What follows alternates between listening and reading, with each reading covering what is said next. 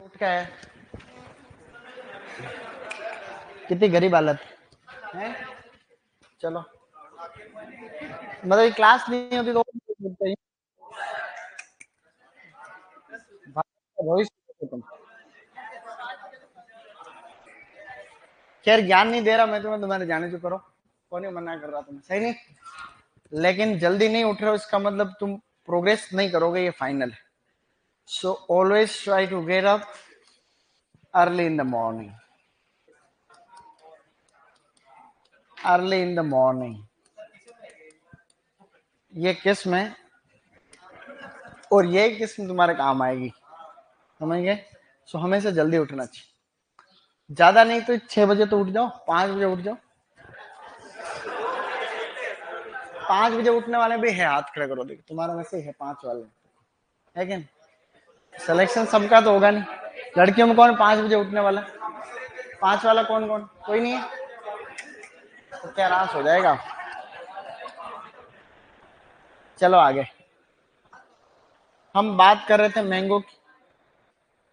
Students, आम के अंदर हमने किस्में पढ़ी थी, तुम्हें याद भी होगी, टेस्ट भी हुआ था तुम्हारा, उसमें किसके कितने सही हुए, ज्यादातर सही हुए कुछ। आज क्या बार, कल कहाँ थे तुम लोग, कल क्लास नहीं हुई थी क्या। अच्छा, कल मेरी क्लास नहीं हुई थी क्योंकि मेरी उसमें 2 हो गई थी, इस बेस में डबल लगा दी बेटों ने, तुम्हारी हटा दी। आज 3, आज 3 लेंगे नहीं ना अपन, 2 घंटे लेंगे नहीं, कम ले लेंगे तो 1.5 घंटा ले लेंगे, 2 घंटे, हाँ चलो चलो ठीक, डन। बोलो आइए, आ रही न्यू दिल्ली। देखो किसमें देखते हैं तुम्हें कितनी याद है, ठीक है। हम रिपीट कर रहे हैं। हाँ बोलो, अर्का सूर्या आम की किस्म नहीं है, पपीता की किसकी है। बोलो पूसा सूर्या एल्डन से चयनित। बोलो पूसा प्रतिभा, पूसा श्रेष्ठ, पूसा अरुणिमा, पूसा दीपशिका। Amrapali into sensation.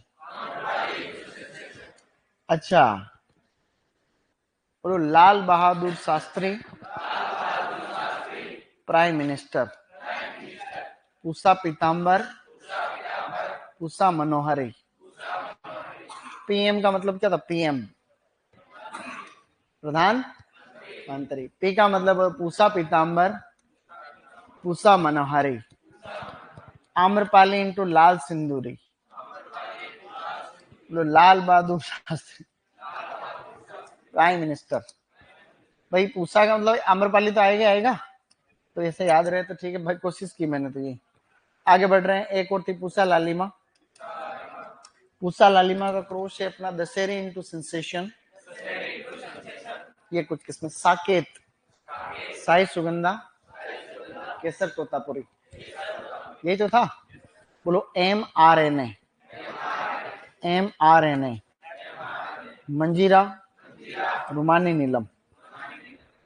फिर हमने और पढ़ी थी अंबिका। बोलो अंबिका, अंबिका का संकरण होता है गाइस, जो कि तुम्हें याद है। बोलो आम्रपाली इंटू जनार्दन पसंद, अरुणिका, आम्रपाली इंटू वनराज।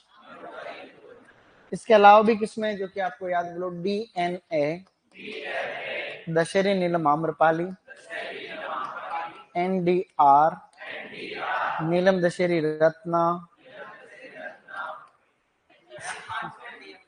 बोलो NDM, उल्टी होगी क्या ट्रिक, इधर वापस फुल टिक करो इसको।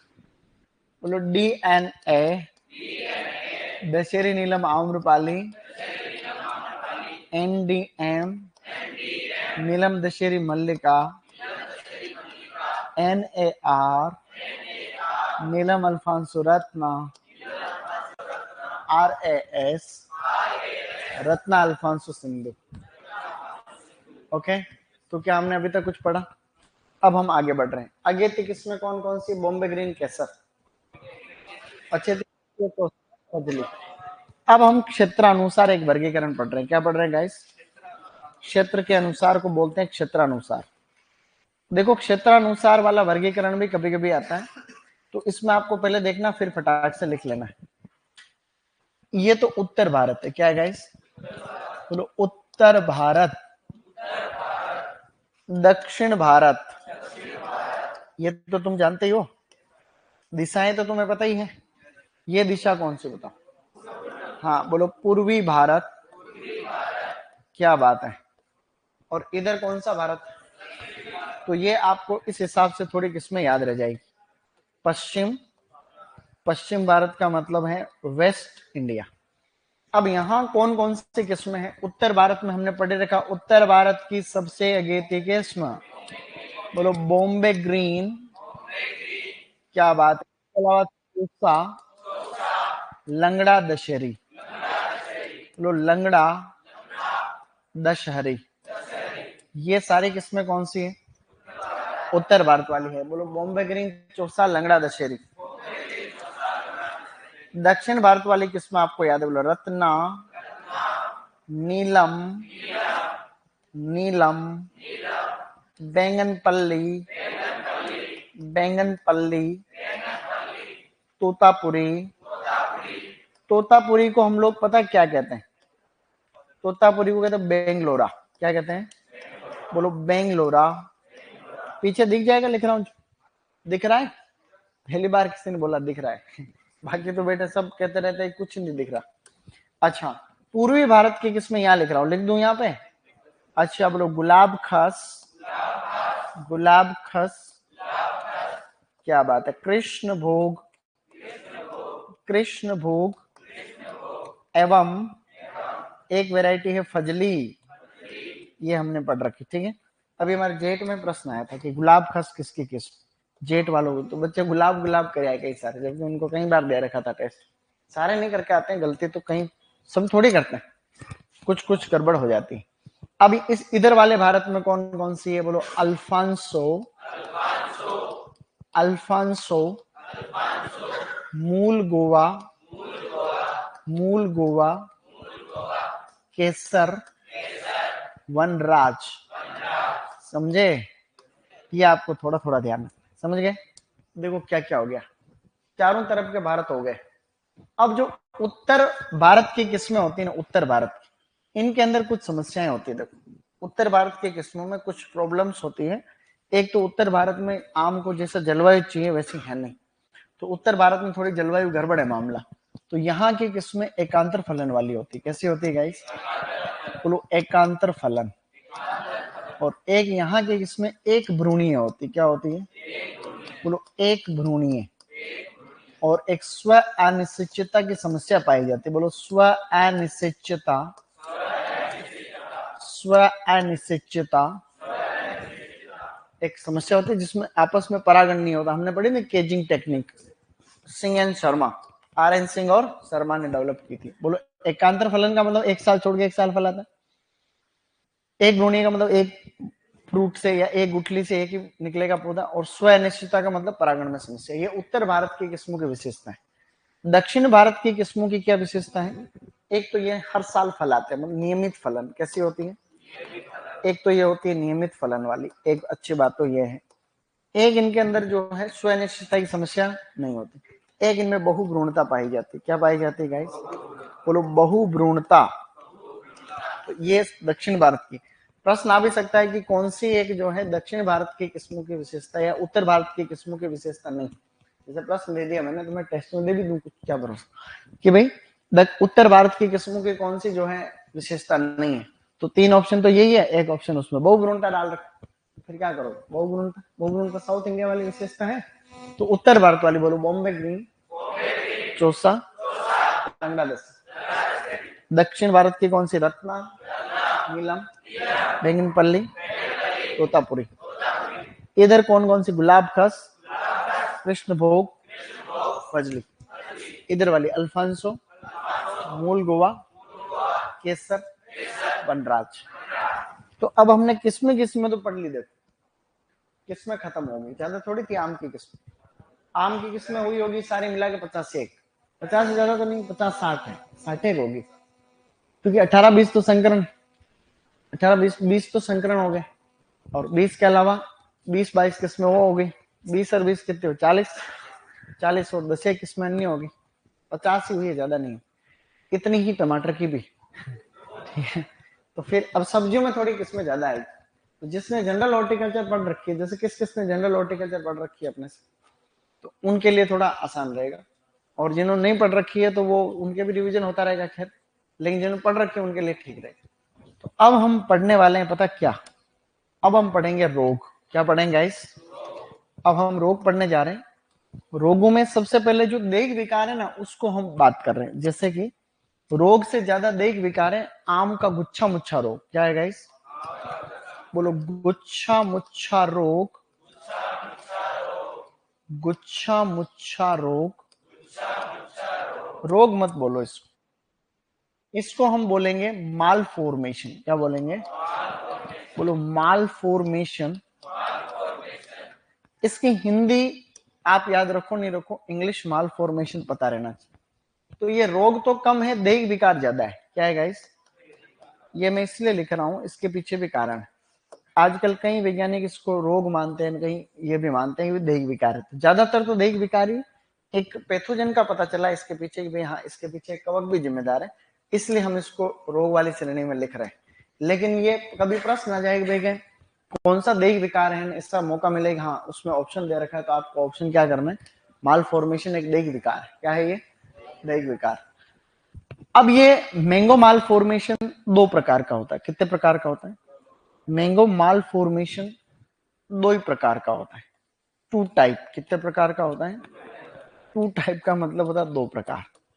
अब दोनों प्रकार कौन से हैं ये रहे। एक तो प्लांट जब छोटा होता है तभी उसमें गुच्छा, इसका मतलब है गुच्छा बनना। गुच्छा मुच्छा का मतलब पौधे का जो भाग होता है गुच्छे में कन्वर्ट हो जाता है। तो छोटा पौधा गुच्छे में बन जाता है। एक तो वो छोटे पौधे वाले जो होता है कंडीशन, उसको बोलते हैं वेजिटेटिव। क्या बोलते हैं? बोलो, वेजिटेटिव मैंगो माल फॉर्मेशन।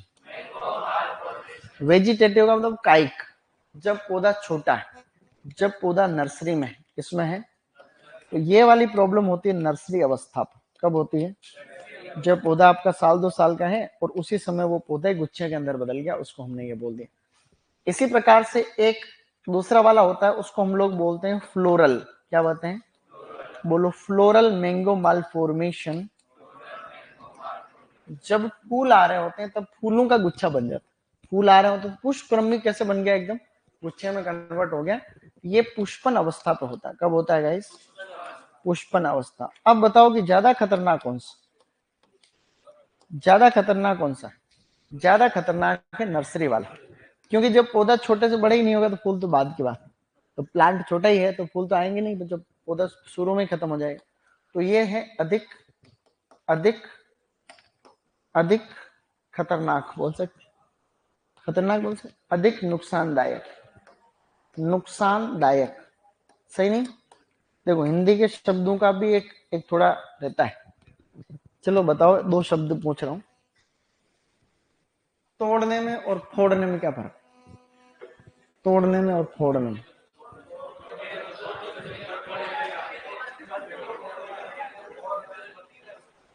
अच्छा, वो अगर फल है तो तोड़ दिया, मतीरा है तो फोड़ दिया। ये ऐसे ही बात निकली। अभी क्या हुआ, हमारे एक ऑफिसर है ऑफिस में, तो उनके आगे कार में से कोई कांच वाच तोड़ के, तो कांच तोड़ के उन्होंने जो है बैटरी चोरी करके ले गया कोई। तो वो अब सबको कहानी सुना रहे, जो आ रहा है उसको सुना रहे। तो पहले मैं गया तो मेरे को क्या सुना रहे यार, आज क्या हुआ कि पीछे से जो है किसी ने कांच तोड़ दिया और तोड़ के जो है बैटरी ले गए। अगली बार गया तो किसी को बोल रहे कांच को फोड़ के ले गया। मैंने कहा मेरे को तो बोला तोड़ के ले गए, किसी और को बोल रहे फोड़ के। तो मैंने कहा तोड़ने और फोड़ने में क्या फर्क है? फर्क तो होना चाहिए कुछ तो। होता नहीं होता? ये हिंदी वाले सर को पूछना, ठीक है, किसे तोड़ने में और फोड़ने में क्या ही फर्क होता है। तो यहां पर 2 प्रकार का मैंगो माल फॉर्मेशन होता है, वेजिटेटिव एंड फ्लोरल। वेजिटेटिव का मतलब वनस्पतिक वाला जो भाग हो उसको प्रभावित करता है छोटे की अवस्था में, और इसी में ज्यादा नुकसान होता है। अब ये सर्वप्रथम किसने देखा? ये सर्वप्रथम इस रोग को सर्वप्रथम मेरिस के द्वारा, किसके द्वारा?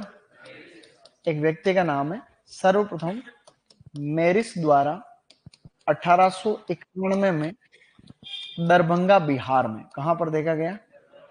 हाँ बोलो दरभंगा बिहार। दरभंगा के अंदर, बिहार के अंदर वो 1 लाख पौधों का बगीचा भी लगाया था अकबर ने। अकबर ने 1 लाख पेड़ों का जो है आम का एक बगीचा लगाया था दरभंगा बिहार। तो इसको सबसे पहले दरभंगा बिहार में देखा गया 1811। अब ये जो प्रॉब्लम हो रही है इसके पीछे कारण क्या है, समझ गए? यहाँ पर हम लिख रहे हैं कारण कि किस कारण से ये हो रहा है।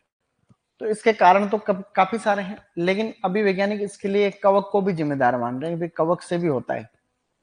कवक का नाम आपको याद रखने की कोशिश करनी है, तुम्हारे सुपरवाइजर लेवल का नहीं, लेकिन फिर भी आ सकता है।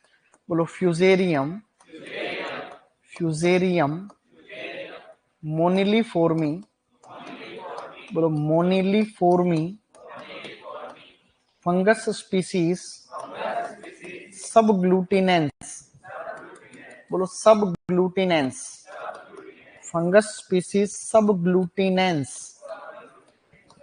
तो एक कारण तो इसका ये है कि भाई ये कवक से हो रहा है, ठीक है। पुराने कारण जो बाकी सारे के सारे हैं, ये जैसे मुख्य कारण इसका मानते हैं भाई अनुवंशिक है। ये क्या है? आनुवंशिक समस्या का मतलब ये नहीं होता है कि भाई कोई जनरेशन से जनरेशन होता है। इसका मतलब कोई जीन से कंट्रोल हो रहा है, किसी जेनेटिक गड़बड़ है उसकी वजह से ऐसा हो जाता है। सीएन अनुपात में गड़बड़ है, कभी कार्बन नाइट्रोजन अनुपात में गड़बड़ है उसकी वजह से हो रहा है। कई लोग कह रहे हैं हार्मोन में असंतुलन है। क्या है? तो हार्मोन्स असंतुलन के कारण ऐसा होता है, असंतुलन। तो इसके कई प्रकार के कारण माने जाते हैं, ठीक है। तो आनुवंशिक भी बताते हैं, ये भी बताते हैं, ये बताते हैं सारा। कई लोगों को मकड़ी लग जाती है। क्या लग जाती है? मकड़ी लग जाती है, मकड़ी से हो जाता है, पोषक तत्वों की कमी से हो जाता है, कई कारण है। लेकिन याद रखने वाला बिंदु कौन सा है? कवक है। बोलो फ्यूजेरियम मोनिलीफोर्मी फंगस स्पीसीज सब ग्लूटिनेंस। वहां पे खोज लिखी है, वहीं पर एक पॉइंट और लिखना, संवेदनशील किस्म। इसकी संवेदनशील किस्म कौन सी है बताओ? तुम बताओ। देख, इसमें ये प्रॉब्लम सबसे ज्यादा कौन सी किस्म में होती? बॉम्बे ग्रीन में। किसमें होती है? बॉम्बे ग्रीन के अंदर ये प्रॉब्लम सबसे ज्यादा होती है। उधर नहीं लिख रखा है, पेज में पलटो, इधर देख, ठीक है। सो मैं लिखा ना था, लेकिन कोई दिक्कत नहीं, अब लिखा दे। तो संवेदनशील, जबकि मैंगो जो स्पॉन्जी टिश्यू है वो किसमें सबसे ज्यादा होता है? वो उसमें होता है। आगे बढ़ रहे हैं, अब इसका थोड़ा मैनेजमेंट पढ़ रहे हैं। क्या पढ़ रहे हैं गाइस? बोलो मैनेजमेंट, प्रबंधन। देखो क्या क्या इसका तरीका है। सबसे पहला तरीका तो है, आप लोग लगाओ प्रतिरोधी किस्म। क्या लगाएंगे? हाँ बोलो प्रतिरोधी किस्में। यहां से एक प्रश्न आने की भरपूर संभावना, पढ़ रखा तुमने पहले। बादुरान कौन से किस्म है? बादुरान के अंदर ये बीमारी नहीं होती। एक और है, बोलो इलायची, अलिब, एक वैरायटी बोलो अलिब। तो इनके अंदर नहीं होते, लेकिन इनमें से इंपॉर्टेंट कौन सी है? बादुरान के बारे में बार बार आता रहता है। तो प्रतिरोधी किसमें लगाओ? एक इसमें होती है डी ब्लोसमिंग। क्या होता है गाइस? बोलो डी ब्लोसमिंग। देखो डी ब्लोसमिंग का मतलब होता है पुष्प क्रम को तोड़ना। जो भी संक्रमित पुष्प क्रम है जिनमें ये बीमारी आ चुकी है, उनको हम लोग तोड़ देते हैं। तो पुष्प क्रम को तोड़ना क्या कहलाता है? डी ब्लोसम का मतलब फूल आने को ब्लोसमिंग बोलते हैं। फूल आने को क्या बोलते हैं? फ्लावरिंग को बोलते हैं ब्लोसमिंग हो रही है, अच्छा अच्छा ब्लोसम हो रहा है। तो इसको तोड़ देंगे तो डी ब्लोसमिंग मतलब पुष्प क्रम को तोड़ना। मतलब जो संक्रमित हो जाते हैं पुष्प क्रम, उनको तोड़ देते हैं, हमें थोड़ा पता चलते ही, तो वो औरों में नहीं फैलता है। दूसरा, एनएए का छिड़काव करते हैं। क्या करते हैं? एन, इनको तोड़ने के बाद में एनएए 200 ppm क्या करेंगे गाइस? एन प्रश्न आता है भैया, मैंगो माल फॉर्मेशन से बचने के लिए एनए का कितने ppm का छिड़काव करेंगे? 200। तो इंपॉर्टेंट कौन सी है? एक तो प्रतिरोधी किस्म है। मैं तुम्हें अभी जो टेस्ट होगा, टेस्ट सीरीज में टफ टफ क्वेश्चन भी दूंगा। आप धीरे धीरे धीरे धीरे टफ क्वेश्चन आएंगे तुम्हारे, ठीक है। देखते हैं कौन कैसे करता है, मजा आएगा, लेकिन गारंटेड मजा गिफ्ट में मिलेगा। पेपर कैसा हुआ था अभी वाला तुम्हारा? किसके हुए? पूरे पूरे सही? पूरे सही हो गए तुम्हारे? अभी टेस्ट हॉर्टिकल्चर के पूरे सही हो गए? क्या बात कर रहे हो? तुम्हारे कौन था इधर? तुम्हारे पूरे सही हो गए? क्या बात कर रहे हो? अगली बार नहीं होंगे, देखना। इस बार तो क्या ही ऐसे बना दिया पेपर, फिर भी इतना सरल थोड़ी था। 19 किसके हो? 19, 18, मतलब बिल्कुल सरल भी नहीं था ना, अच्छा था। अगली बार भी अच्छा ही आएगा, ठीक है। तो अगली बार देखें हैं? हाँ रिपीट, वो केले वाला हो गया एक तो, और एक और कौन सा था? एक तो केले का जीनोम वाला हो गया था, एक अर्का कंचन, वो कहां से आया? अच्छा, और मतलब वो दो बार आ गया क्वेश्चन, एक ही पेपर में दो बार, शाबाश। और सीट वाले तो आएंगे आएंगे, सीट मैंने बनाई बैठ अब नहीं आएंगे, लेकिन इसका मतलब कोई सीट पढ़ तो रहा है, ये अच्छी बात। कई लोग तो सीट नहीं पढ़ रहे। कौन कौन सीट का हाथ नहीं लगा था पीछे क्वेश्चन? हाथ खड़े कर रहे उधर। ये गर्व की बात नहीं, शर्म की बात नहीं। यहां तक तो आम का गुच्छा मुच्छा के बारे में होगी बातें बहुत सारी। दो प्रकार का होता है, वेजिटेटिव और फ्लोरल। नर्सरी में जो होता है वेजिटेटिव, फूल आते समय होता है फ्लोरल। सबसे पहले मैरिस ने देखा संवेदनशील किस्म बॉम्बे ग्रीन। इसके कारण बहुत सारे हैं, जिसमें कवक है, अनुवंशिक समस्या वगैरह वगैरह, और इसके मैनेजमेंट के लिए क्या है, प्रतिरोधी किस्में वगैरह। तो ये मेन बीमारी तो इसकी, मतलब एक तरीके से देख विकार। इसका मुख्य रोग ये है चूर्णिल आसिता। क्या है गाइस? हाँ बोलो, चूर्णिल आसिता, पाउडरी मिल्ड्यू, छाछा रोग। भाई मुख्य तो यही है। तो ये छाछा रोग इसके अंदर होता है सबसे ज्यादा। और छाछा रोग वाले कवक का नाम तुम्हें पहले से याद है, बताओ देख। बोलो, ओडियम मेंजीफेरी। ओडियम मेंजीफेरी, सही नहीं? और जितने भी छाछा रोग हैं उनका कंट्रोल पहले बता चुका। छाछा रोग का कंट्रोल क्या बता रखा पहले? एक तो हमने कॉपरऑक्सी क्लोराइड नहीं बता रखा, एक तो कैराथेन और एक प्रोपिकोनाजोल। कैराथेन और, जरूरत थोड़ी लिखने की, याद तो है ही नहीं तुम्हें कुछ। मैनेजमेंट, एक तो दवाई काम में लो कैराथेन। क्या है? कैराथेन को हम लोग क्या बोलते हैं? सल्फर आता है उसमें, क्या आता है? और एक दवाई फेमस है जिसका नाम है प्रोपिकोनाजोल। बोलो, प्रोपिकोनाजोल। समझ गए? तो ये दो बीमारियां तो हो गई ये। एक आदि और अच्छी अच्छी बीमारी है। एक है श्याम व्रण। क्या है? बोलो, श्याम व्रण। एंथ्रेक्नोस। बोलो, एंथ्रेक्नोस। एंथ्रेक्नोस बीमारी भी कवक जनित है। क्या है गाइस? उस कवक का नाम देके बताओ, कौन बता सकता है? जितने भी एंथ्रेक्नोज होते हैं मुख्य रूप से एक ही कवक से होते हैं। उसका आगे वाला नाम तो सेम है। बोलो, कोलेटोट्राइकम। कोलेटोट्राइकम ग्लोस्पोरोइडस। बोलो, ग्लोस्पोरोइडस। कोलेटोट्राइकम ग्लोस्पोरोइडस। समझ गए? ये वाली एक प्रॉब्लम और है इसमें अच्छी वाली, उसको रेड रस्ट बोलते हैं। क्या कहते हैं? बोलो, रेड रस्ट। लाल रोली रोग। बोलो, लाल रोली रोग।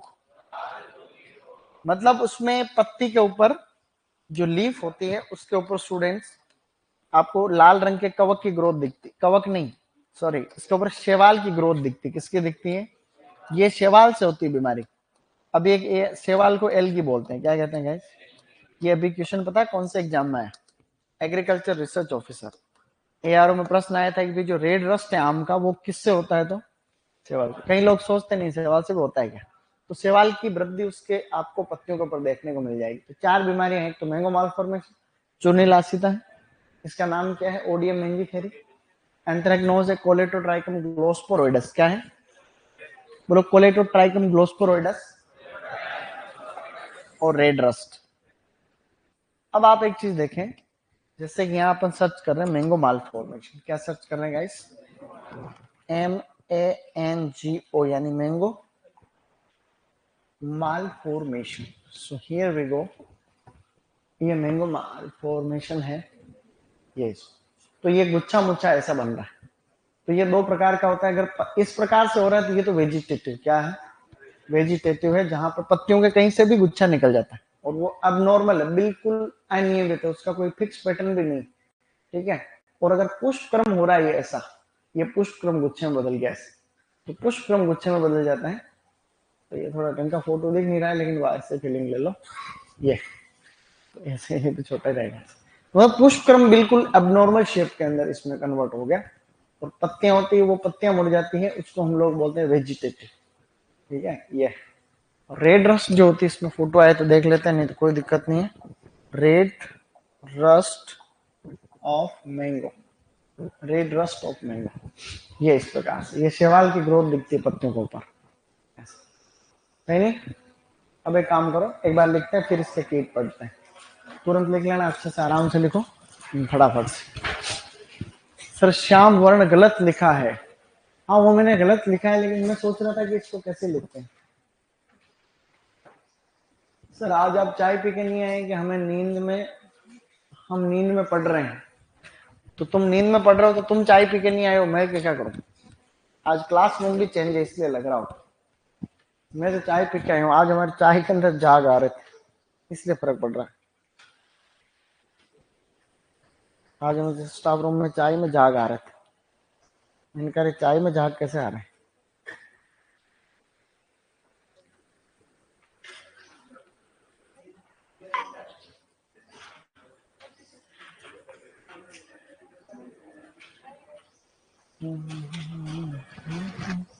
डन।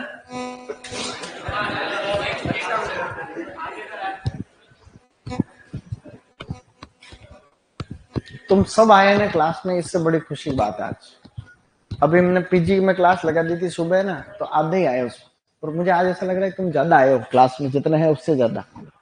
ज्यादा कैसे हो गए? कौन कौन जिनकी पहली क्लास है आज? कोई नहीं। देखो ये 4 जने हैं, तभी मैं सोचूं कि चलो गड़बड़ कैसे हो रही। नहीं,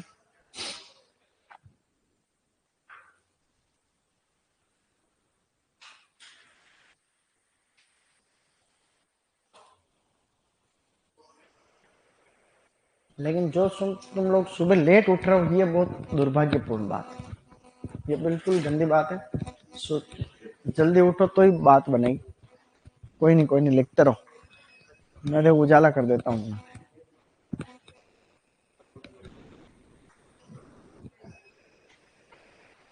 ये देखो हो गया उजाला है।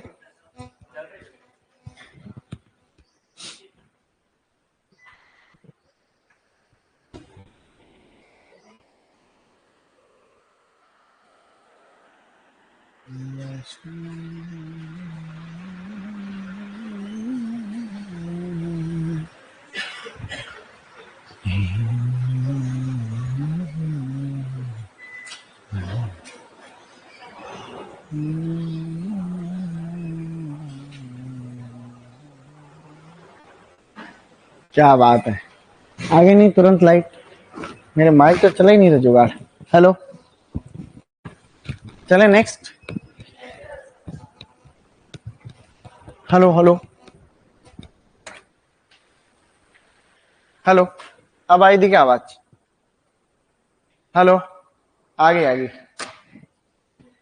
सर जल्दी उठने से आदमी की उम्र बढ़ती है, ये गलत बात है। मुर्गा जल्दी उठता है और शाम तक हलाल हो जाता है। तू तू गलत एग्जाम की तैयारी कर रहा है।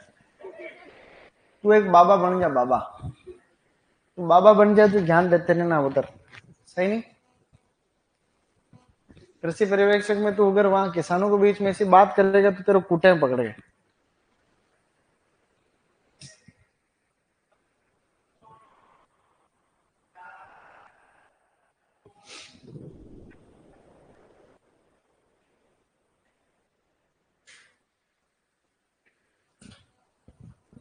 इस बार सिलेक्शन नहीं हुआ तो तपस्या करूंगा मैं।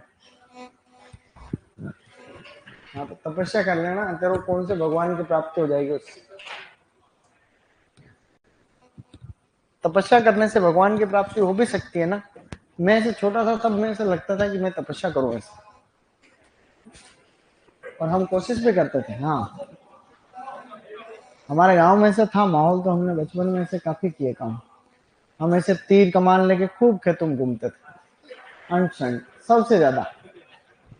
हमारे गांव के अंदर तो हम जब छोटे थे तो ये धनुष बाण लेके दौड़ते ही रहते थे खेतों में, यही काम था मेन।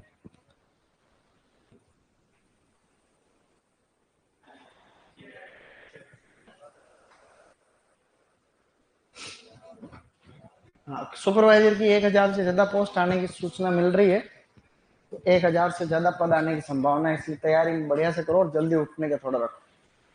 चले आगे, अब तो हो गया सब। देखो ये दक्षिण भारत की किस्में होती है रेगुलर। प्रश्न क्या आता है कि आम की कौन सी किस्म में हर साल फल आता है?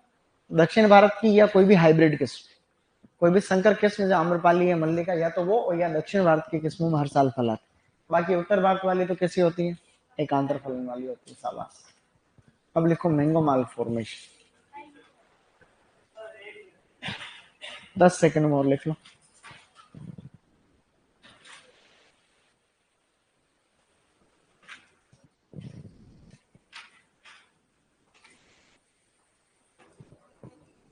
मेरे को कमेंट ही कम दिख रहे हैं, आंखें कमजोर हो गई। तुम यहाँ से पढ़ पा रही हो क्या? कमेंट में क्या लिखा, जैसे नीचे नीचे क्या लिखा, पढ़ के बताओ। नहीं पढ़ पा रहे हो? मैं फिर भी पढ़ पा रहा हूँ। सर किसमें याद तो हो रही है पर अगेती पछेती का पता नहीं चल रहा। देखो इसका मतलब आंखें ठीक है अभी, सही है? नहीं वो पढ़ाते हैं कई बार, जैसे अब यहाँ से कम दिख रहा है, यहाँ से फिर भी दिख रहा है। सर सीटी यानी आगे के कंप्लीट नहीं पढ़ पा रहे।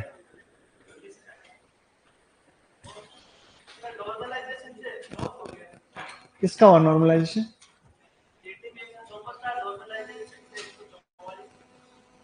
सीटी का दिया तुमने? कौन सा दिया, 12वीं वाला? अच्छा, नॉर्मलाइजेशन ने एक शुगला सिस्टम। क्यों हुआ लॉस तुम्हें? तुमने कौन सा सब्जेक्ट से दिया उसमें?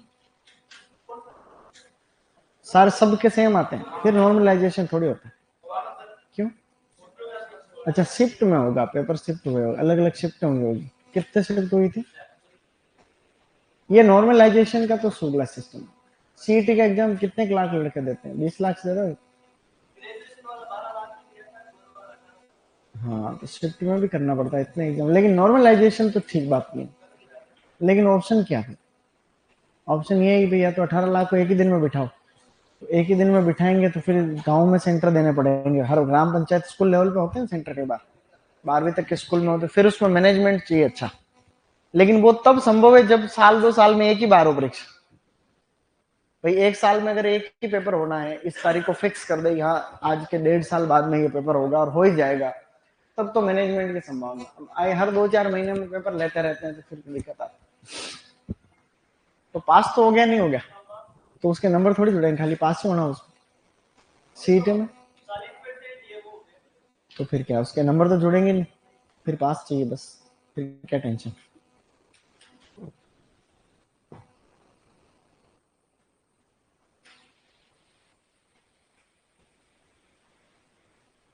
सीटी में क्या आता है? थोड़ी बहुत गणित भी आती है उसको। 17 मतलब R S pre type. R S pre जितना टफ थोड़ी था।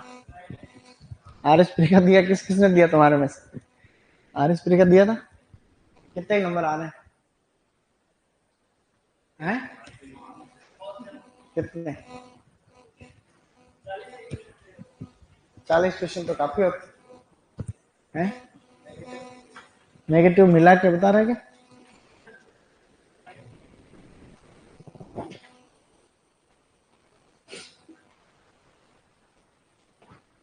चले आगे।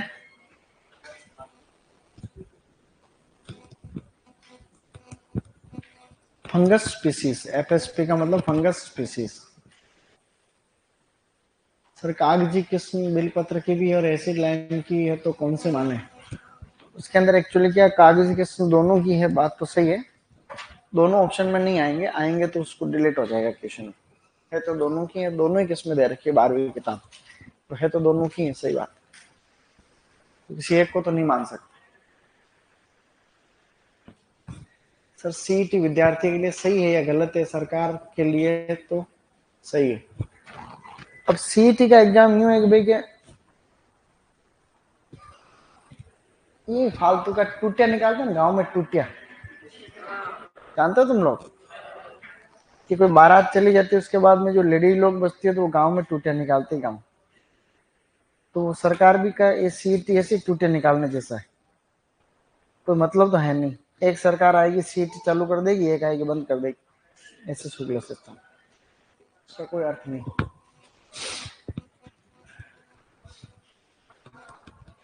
आरएस के पेपर से ही सबका सिलेक्शन हो जाना चाहिए। जैसे आरएस का पेपर हुआ, उस आरएस के पेपर में जो भी टॉपर रहे उनको आरएस बना दो, और जिसके पीछे रैंक आए उनको पटवारी बना दो, उनके पीछे रैंक आए उनको ग्राम सेवक बना दो, मतलब जो भी है अनुसार, सही नहीं, ताकि एक ही भर्ती में सारे काम हो जाएंगे जो मेन पेपर। अब सीट रीट का अलग करा दो, टीचर के लिए अलग है। जैसे ग्राम सेवक का सेम सिलेबस है, पटवारी का सेम है, तो जिन जिन का सेम सेम है उनको तो आप ले लो, जिनके लिए ग्रेजुएशन, तो आरएस के पेपर से सल्टा दो सब, सही नहीं, तो क्वालिटी भी आएगी, अच्छे लोग भी आएंगे। जिनका आरएस में सिलेक्शन नहीं हो पाता, कम से कम पटवारी तो बनेगा, ये है। लेकिन अभी पूरा सिस्टम गड़बड़ कर रहा है।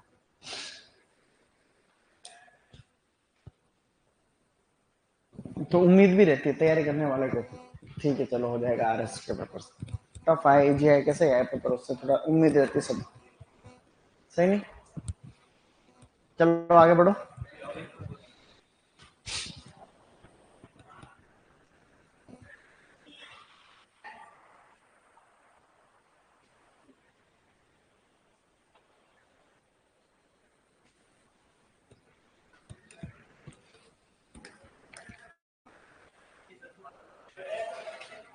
किसके छूट रहा, जल्दी जल्दी लिखो, जल्दी जल्दी लिखो, रैपिड। आप लोगों ने लिख लिया, ऐसे ही सब लोग पास थे।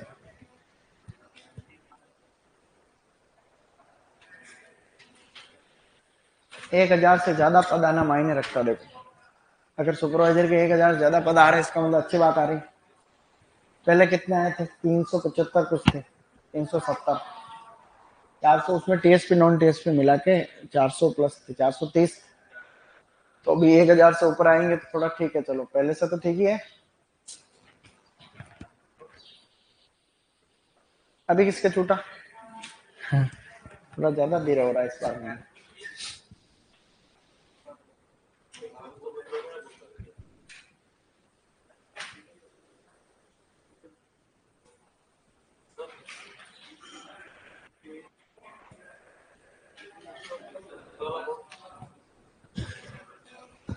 ऑनलाइन वाले मजे ले रहे मेरे सर, घर वाले रिश्ता कर रहे हैं कि कहीं 26 मार्च को शादी रखी है, और जो है ये 26 मार्च को शादी रखी है, तो मेरे तो क्या ही करूंगा, शादी रखी क्या करेगा बताना पड़ेगा क्या है भाई। तो ये तो शादी है तो शादी करो आराम से, मस्त फेरे खाओ मजे करो, सही नहीं।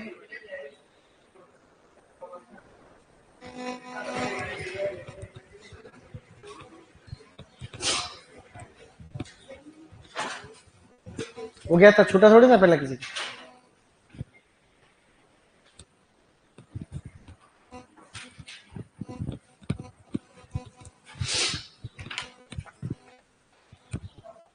छूटा थोड़ी कोई चीज। नेक्स्ट कर दिया देखो।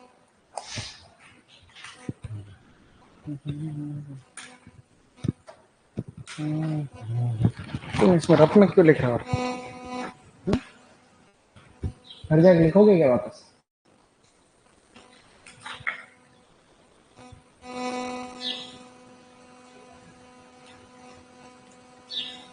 जल्दी उठो, ये बहुत गंदी बात बता दी तुमने आज, लेट उठने वाली आदत कितनी गंदी बताई, शर्म आती चीज, अनिश्चित हो, सही। 9-10 बजे उठ रहे हैं, सुपरवाइजर बनने की उम्मीद कर रहे हो, तुम्हारे घर वालों को पता है ये बात है, कितने बजे उठ रहे हो घर वालों को पता है क्या,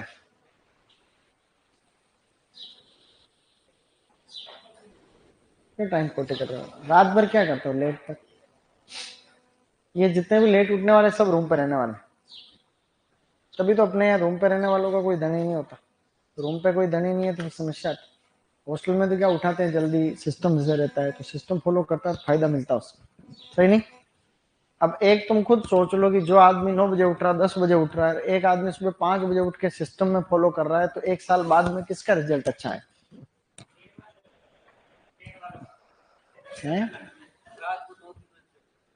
कुछ नहीं पड़ता 2-3 बजे तक।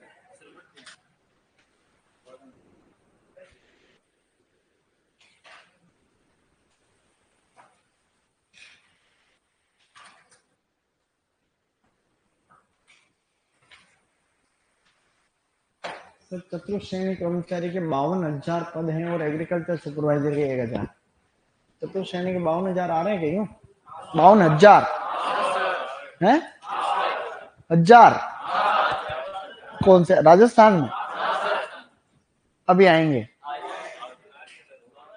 तो उसका देना तुम लोग। चतुर्थ श्रेणी में सुपरवाइजर में कोई ज्यादा फर्क नहीं, इसलिए पेपर तो देना, उसमें मजे। चतुर्थ श्रेणी का देना, चतुर्थ श्रेणी का जो है, हाँ सीईटी वाला होगा, हाँ है जो है वो तो अदर स्टेट भी अलाउ उसमें, तो तुम नहीं पढ़ोगे तो आएंगी। ये तो वही क्या, इतना धीरे कैसे लिख रहे हो? 2 पॉइंट लिखना था इसमें तो 2 ही पॉइंट थे, 2-3 ऐसी बातें तो खाली काम चालू रखना है तुम्हारा, बात पर इतना ज्यादा फोकस भी नहीं करना।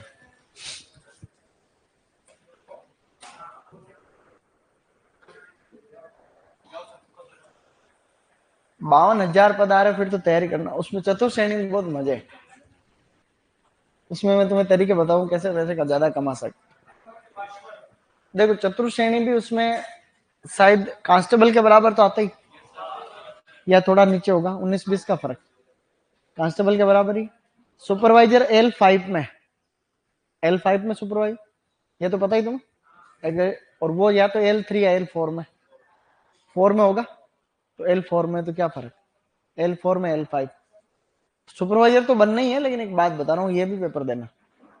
तो इसमें क्या चतुर्थ श्रेणी बन जाओगे, चतुर्थ श्रेणी से भी प्रमोशन होता है, फिर LDC बन जाते हैं आगे चल के, फिर ऐसे करते हैं, ठीक है।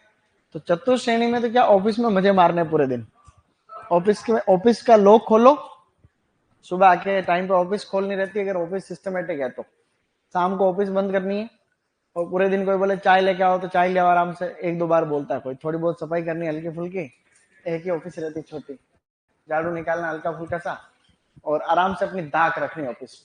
तो ऑफिस में अधिकारियों से ज्यादा चलती है चतुर्थ श्रेणी वाले की। क्या जैसे दीपावली है तो हमारे के चित्तौड़ में एक चतुर्थ श्रेणी थे हमारे साथी, बढ़िया दोस्त थे हमारे, तो ऐसे परिवार के जैसे रहते थे। तो हॉर्टिकल्चर में क्या मिठाइयों के डब्बे बहुत आते थे हमारे, तो अब अधिकारी लोग तो हम लोग तो रहते नहीं थे ऑफिस में ज्यादातर, तो वो चतुर्थ श्रेणी रहता था, तो मिठाइयों का डब्बा आता था महंगा महंगा फुल भर के, तो वो 2-3 रखता था, बाकी वापस बेचा था दुकान। तो फिर ये चीज पता चल गई, हमारे सर को पता चल गया, तो उन्होंने कहा रामेश्वर जी, इनका नाम नहीं लेना ठीक नहीं है, हमारे दोस्ती थे, तो इन्होंने कहा आज के बाद मिठाई का जो भी डब्बा है सीधा ऑफिस में रखना, ठीक है। तो वो अच्छी अच्छी महंगी महंगी मिठाई आती थी, तो वो हमारे 5 डब्बे, अब जैसे कोई कंपनी वाला आता है ऐसे ही देता था दीपावली गिफ्ट, तो कितने कर्मचारी यहाँ पे, तो वो कहते थे 15, जबकि थे हम 6 जने। ठीक है, तो वो ऐसे करके तो 5 डब्बे हमारे अंदर रख लेता और बाकी को बेचता था, इतनी कौन ही खा रहा है, ऐसे करके। चले आगे, अब लिखो कीट। सर क्यों झूठ बोल रहा हूं? जिसको मेरे पे विश्वास नहीं है उसका कुछ सिलेक्शन नहीं होगा, तो सत्य हो चाहे झूठ हो विश्वास करना चाहिए, और झूठ तो अपने बोलते नहीं, सब बातें सच कह रहा हूं, सही नहीं है? तो आपको जो भी डेटा बताया जाए उस पर विश्वास करो पागल, गलत तो क्या भाई, ये कोई बात बनाने जैसी है क्या? ये कोई बात बनाने जैसी, फिर मुझे ले रहा बेटे। अगर मेरी बात पे विश्वास नहीं है तो सिलेक्शन की उम्मीद मत करना, पहले बता रहा हूं, सही नहीं है? सबसे पहले विश्वास नाम की भी कोई चीज होती। अब लिखो कीट। देखो कीटों का भी इसमें थोड़ा लेवल रहता है, कीटों में यूं रहता है कि आम है ना, आम एक मेन क्रॉप, आम के अंदर एक कीट लगता है, उसे हम लोग कहते हैं मिलीबग। क्या कहते हैं गाइस? उसको मैंगो मिलीबग या मिलीबग कहते हैं। आजकल पपीता में भी बहुत नुकसान पहुंचाते हैं मिलीबग। तो मिलीबग की बात करें, 2 मिनट समझना, इधर देखना थोड़ा, ठीक है कीट है, ड्रोसिका मेंजीफेरी, क्या बोलते हैं इसको? बोलो, ड्रोसिका मेंजीफेरी। अब ये जो ड्रोसिका मेंजीफेरी है ना, ये कीट बड़ा विशेष, सफेद रंग की होती है मिलीबग, ये तो पता ही। अरे मिलीबग कौन से रंग की होती? व्हाइट कलर की होती है, और मिलीबग में देखो क्या है सिस्टम, ये रहता है, ये जैसे पेड़ है तो इसके अंडे देती है ये यहाँ पे जमीन में, मृदा में। तो मिलीबग अंडे कहाँ देती है? अंडे तो देती है मृदा में। जैसे ही मई जून का महीना आता है, कौन सा महीना? मई जून। मई जून का महीना आएगा गर्मी का, बारिश के जस्ट पहले, और मिलीबग बाहर निकलेगी और मिलीबग क्या जाएगी फिर ऊपर चढ़ेगी, पौधे के ऊपर चढ़ के फिर जो नई नई पत्तियां शाखाएं होती है वहां से जो है रस चूसने का काम करती है। तो हम क्या करते हैं, इस पे पॉलीथीन की एक इस तरीके से हम लोग एक पॉलीथीन की शीट बांध देते हैं 1-1.5 फीट चौड़ी, और उसके ऊपर ग्रीस लगा देते हैं। क्या करते हैं, तो हमने इसके ऊपर ग्रीस लगा दिया ऐसे, ठीक है। तो अब जो भी मिलीबग आएगी इधर से तो वो यहीं चिपक जाएगी, ये ले मिलीबग यहाँ चिपक, ये ले, सही नहीं? तो मिलीबग ऊपर नहीं चढ़ पाएगी। तो मिलीबग का कंट्रोल है ट्री बेंडिंग। क्या है? इस प्रोसेस को बोला जाता है ट्री बेंडिंग। BENDING का मतलब होता है शाखा को झुकाना, वो तो वो बेंडिंग यानी झुकाना। और ये BANDING क्या है गाइस? इसका मतलब होता है बेंडेज नहीं होती, बेंडेज, उस तरीके से बेंडिंग है। ट्री बेंडिंग का मतलब शाखा झुकाना, तो किसमें है? बंकन, अमरूद में। और ये है मिलीबग से बच। प्रश्न आता है कि ट्री बेंडिंग जो होती है वो किससे बचने का तरीका है? तो मिलीबग के बचाव का तरीका, ठीक है। तो एक तो आप ट्री बेंडिंग कर सकते हो, एक आप गर्मी में जुताई कर सकते हो। गर्मी में जुताई समझ गए होंगे तुम लोग, क्योंकि मई जून महीने के अंदर अगर ये बाहर निकल रही है तो इसके जो भी अंडे प्यूपा वगैरह है वो धूप में खत्म हो जाएंगे अगर आप गर्मी में जुताई। गांव में ये बहुत कॉमन प्रक्रिया है, गर्मी में जुताई वैसे भी लोग करते हैं, गर्मी में खेत को जोत के जो है खुला छोड़ देते, ये नॉर्मल प्रक्रिया है। तो एक नियंत्रण तो ये है, और दूसरा नियंत्रण ट्री बेंडिंग। ट्री बेंडिंग के आगे एक लाइन बोल के लिखा दूंगा, ठीक है। तो मिलीबग याद रखना, एक कीट। अब और भी इसमें कीट बड़े खास, इसमें कुछ कीट और है वो बढ़िया बढ़िया कीट, देखो कैसे। अगला कीट है फल मक्खी। क्या है गाइस? बोलो, फल मक्खी, फ्रूट फ्लाई, एक कीट तो ये। और एक होता गुठली का गुण। क्या है गाइस? गुठली के गुण को हम लोग पता है क्या बोलते हैं? उसको बोलते हैं स्टोन विविल। क्या कहते हैं? हाँ बोलो, स्टोन विविल, जो खाली गुठली को खाता है। तो ये फल मक्खी भी बड़ी विशेष है इसका। फल मक्खी जो कीट है उसको कहा जाता है डोकस डोरसेलिस। क्या कहते हैं? हाँ बोलो, डोकस डोरसेलिस। एक बात तो ये, इसको बोलते हैं स्टेरनोचेटस मेंजीफेरी। क्या है? बोलो, स्टेरनोचेटस मेंजीफेरी। तो अब यहां पर ये दोनों कीट बड़े विशेष, ये दोनों कीट निर्यात में समस्या करते हैं। किसमें करते हैं? ये दोनों कीट के आगे मैं निर्यात लिख रहा हूं। निर्यात का मतलब तुम समझ गए। तो भारत से जो चीजें निर्यात की जाती है विदेशों में, तो ये निर्यात में समस्या करने वाले कीट है दोनों। आपने नाम सुन रखा है क्वारंटाइन एक्ट 1914, नाम सुन रखा है। संगरोध अधिनियम, संगरोध अधिनियम 1914 में लागू हुआ था। कब हुआ? तो संगरोध अधिनियम में संशोधन भी होते रहे बाद में। संगरोध अधिनियम यह कहता है कि कोई भी कीट या रोग एक देश से दूसरे देश में नहीं जाना चाहिए। संगरोध अधिनियम, क्वारंटाइन एक्ट। अभी तुमने कोरोना में क्वारंटीन क्वारंटीन वैसे बहुत सुन रखा। क्वारंटीन का मतलब होता है एक जगह से दूसरी जगह किसी रोग कीट को फैलाव से रोकना। जैसे कोई अंतरिक्ष यात्री अंतरिक्ष में भी जाता है तो वापस आता है तो 2 महीने उसको बिल्कुल धरती पे एक अलग ही जगह बना के रखते हैं, उसको लोगों के संपर्क में नहीं आना देते, ताकि कोई ऐसे नहीं ऐसी कोई बीमारी लेके यहाँ आते जिसका यहाँ कोई इलाज ही नहीं हो। तो उसको बोलते हैं क्वारंटीन, यानी अलग करना एक देश से दूसरे देश में। इससे डोमेस्टिक क्वारंटीन भी होता है, एक राज्य से दूसरे राज्य। जैसे 2019 के अंदर हापुस आमनी, हापुस अल्फांसो, तो उसको विदेशी निर्यात पर बैन लगा दिया था, अंतरराष्ट्रीय स्तर पर बैन लग गया, क्योंकि उसमें इस कीट का अटैक बहुत ज्यादा हो गया था, फल मक्खी का। तो ये दोनों हैं निर्यात के महत्व। इन दोनों से बचाव का तरीका भी आपको याद रखना है। इन दोनों का बचाव, मैनेजमेंट, इन दोनों कीटों का मैनेजमेंट क्या है? मैनेजमेंट का मतलब प्रबंधन। एक तकनीक का आपने नाम सुना होगा जिसको बोलते हैं VHT। क्या बोलते हैं गाइस? बोलो, VHT, vapour heat treatment. Vapour heat treatment, vapour heat treatment का मतलब होता है ऊष्मा ताप उपचार। हाँ बोलो, ऊष्मा ताप उपचार। मतलब पानी को गर्म करेंगे और गर्म करने के बाद में उसमें जो भाप निकलती है गर्म गर्म, उसमें से फल निकलते हैं। सिस्टम मशीनों से होता है सिस्टम, पानी उबल रहा होता है और ऐसे पट्टी के ऊपर ऐसे फल चलते रहते हैं। तो उससे क्या होता है, डिसइंफेक्शन हो जाता है। मतलब अगर किसी कोई जैसे इन दोनों कीटों का कोई छोटा लट लार्वा कुछ रह भी गया तो वो इसमें खत्म हो जाता है। इसमें 43 डिग्री सेंटीग्रेड के ऊपर ऐसा किया जाता है। अभी फर्स्ट ग्रेड का प्रश्न बता रहा हूँ कि निम्नलिखित में से किस कीट से बचने के लिए आम के अंदर वीएचटी किया जाता है। वीएचटी का मतलब क्या हुआ, वेपर हीट ट्रीटमेंट, हिंदी बोले तो उष्मा। तो ऑप्शन नंबर 1 फल मक्खी, मिलीबग, स्टोन वीविल या फिर ए और सी दोनों। समझ गया मेरी बात को? गुड। तो ये आपको याद रखना। एक कीट और याद रखो, मैंगो हॉपर। बोलो मैंगो हॉपर। मैंगो हॉपर को बोला जाता है आम का फुदका। बोलो आम का फुदका। ये थोड़ा ज्यादा नुकसान पहुंचाता है बाकी कीटों से, मतलब होता बड़ा भयंकर कीट है। मतलब इसको बोलते हैं, बोलो एम्ब्रिटोडस एटकिंसोनी। एम्ब्रिटोडस एटकिंसोनी।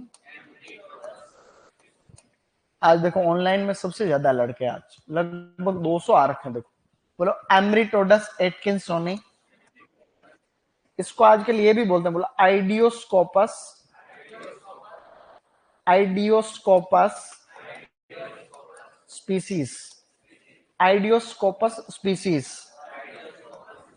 तो ये इस प्रकार से, ठीक है। तो एम्ब्रिटोडस एटकिंसोनी जो कीट है, ये इसका मुख्य कीटों में से एक बीमारी होती है शूटी मोल्ड, नाम सुना होगा, काली मस्सी रोग। तो काली मस्सी रोग अभी झालावाड़ के अंदर संतरे में बहुत आया पिछले 5-7 सालों में। तो झालावाड़ में भी संतरे का क्षेत्रफल घटा है, लोगों ने उनको बगीचे को उखाड़ उखाड़ के फेंक दिया। उसके पीछे कारण क्या था, काली मस्सी का मतलब एक काले रंग का कवक काई जम जाती, काले रंग का कवक पूरे पौधे में जम जाता है। तो आम के अंदर भी ऐसा होता है ना, तो ये उसको फैलाता है। मतलब ये कौन सी बीमारी को फैलाता है, sooty mould. Sooty sooty mould का वाहक, मतलब ये उस बीमारी को क्या करता है गाइस, फैलाता है। वाहक का मतलब जानते हो ना, वेक्टर है। तो ये शूटी मोल्ड का वाहक भी है। 4 कीट इसमें यहाँ लिखे हुए हैं, बोलो मिली बग, ड्रोसिका मेंजिफेरी, फल मक्खी, लोकस डोर्सालिस, stone weevil, Sternochetus mangiferae, mango hopper, Amritodus atkinsoni. अब आम की करने जा रहे हैं तुड़ाई। क्या हो रही है गाइस, तुड़ाई को बोलते हैं हार्वेस्टिंग। हार्वेस्टिंग के अंदर हमने ध्यान रखना है परिपक्वता सूचकांक। क्या गाइस, परिपक्वता जो सूचकांक होता है उसका मतलब होता है कि भाई कि हाँ आम खुद कहेगा कि अब मेरे को तोड़ लो, उसको क्या बोलते हैं अपन, मतलब मैच्योरिटी इंडेक्स का मतलब क्या होता है, फ्रूट के अपीयरेंस को देख के हम ऐसा बता सकते हैं अब फल को तोड़। कुछ कुछ ऐसी बातें होती है जिनसे ये पता चलता है हाँ ये परिपक्व हो चुका है। जैसे एक होता है टपका स्टेज। क्या है गाइस, बोलो टपका स्टेज। मतलब आम का, मतलब फलों का, सॉरी, फलों का पेड़ से टूट करके अपने आप नीचे गिरना क्या कहलाता है, टपकना। क्या कहलाता है, टपकने से टपका स्टेज। तो ये इससे संबंधित है। मतलब आम का जैसे पेड़, तो फल जैसे जैसे पकेंगे तो एक आधा फल नीचे टूटने लग जाएगा, अपने भी वो समझ जाएगा अब ये फल पक चुके, तोड़ सकते हैं। एक और जनरल नॉलेज के लिए याद रखना, आपेक्षिक गुरुत्व। क्या है गाइस, बोलो आपेक्षिक गुरुत्व। आपेक्षिक गुरुत्व को बोलते हैं स्पेसिफिक ग्रेविटी। बोलो स्पेसिफिक ग्रेविटी। जैसे स्पेसिफिक ग्रेविटी जो होती है पानी की होती है 1.0। कितनी होती है, मतलब 1 होती है पानी की। तो अगर आप आम को पानी के अंदर डालोगे तो अगर वो तैरने लग गया ऊपर, इसका मतलब अभी कच्चा है, और अंदर थोड़ा डूब रहा है, इसका मतलब वो क्या है, पका है। इसके एक दो किस्मों की स्पेसिफिक ग्रेविटी लिख रहा हूं, जैसे अल्फांसो। तो जो अल्फांसो किस्म होती है उसकी स्पेसिफिक ग्रेविटी होती है 1.01 से लेकर के 1.02। कितनी होती है गाइस, अच्छा। इसी प्रकार से जो दशहरी किस्म होती है उसकी स्पेसिफिक ग्रेविटी होती है 1.0 से लेकर के 1.01, मतलब 1 के बिल्कुल आसपास। अब इसका प्रश्न कैसे आता है, एक एग्जाम में प्रश्न आया बीएचयू में कि आम के अंदर कब तुड़ाई करनी चाहिए, जब उसकी स्पेसिफिक ग्रेविटी कितनी हो तब तुड़ाई करनी चाहिए, ऐसा था क्वेश्चन। तो उसमें ऑप्शन क्या थे, 0.01, 1.01, 1.10, 0.10।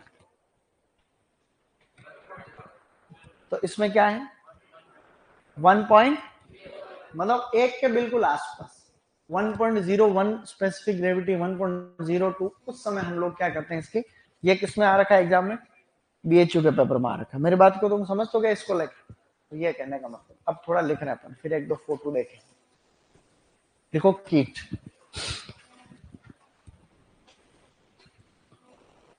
सर आपने रूट स्टॉक के नाम नहीं बताए अलग अलग फलों, बताए तो कह रहे नहीं बताए, रूट स्टॉक नहीं बताए तो क्या बताया, मूलवंत बताए थे, तो जिस जिसके हैं सबके बताए रहे पागल, सबके बता रखे रहे। ऑनलाइन वाले क्या कर रहे हो, मजे ले रहे हो। जैसे आम के बता रखे, अंगूर के बता रखे, बेर के बता रखे, अमरूद के बता रखे, सिट्रस के बता रखे, जिनके हैं उनके तो बता रखे।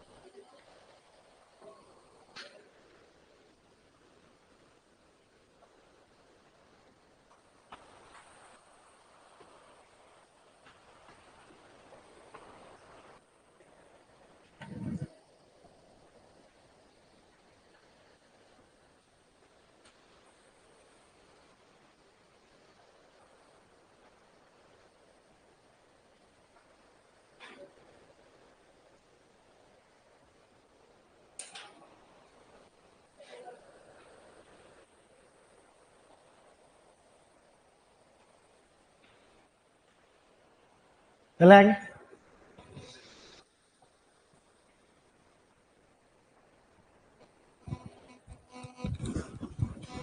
उसमें ट्री बेंडिंग में एक लाइन लिख लेना, आधी लाइन बोलूंगा मैं भी।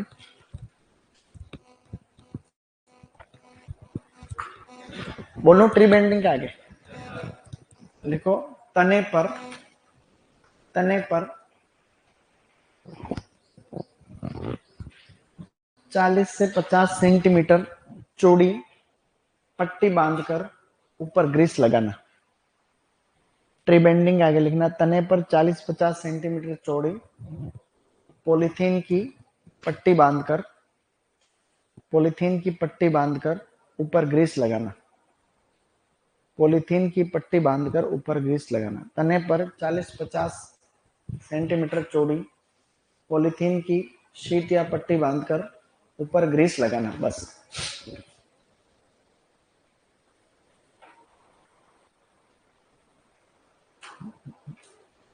मैं ऑनलाइन वालों में सबके कमेंट देख रहा हूँ और सबके कमेंट पढ़ भी रहा हूँ, ठीक है। तो कोई भी अनावश्यक और अश्लील कमेंट कोई भी मत करना, ठीक है ना। मैं एक एक के कमेंट देख रहा हूँ सबके, दूरदृष्टि। तो सभी के एक कमेंट देखता भी हूँ, पढ़ता भी हूँ, इसलिए कोई गलत कमेंट मत करना, बाकी कोई दिक्कत नहीं।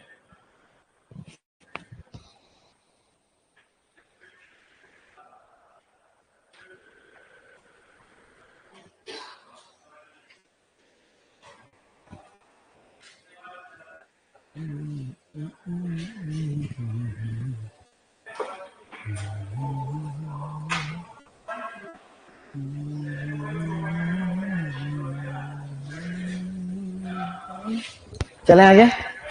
Good good.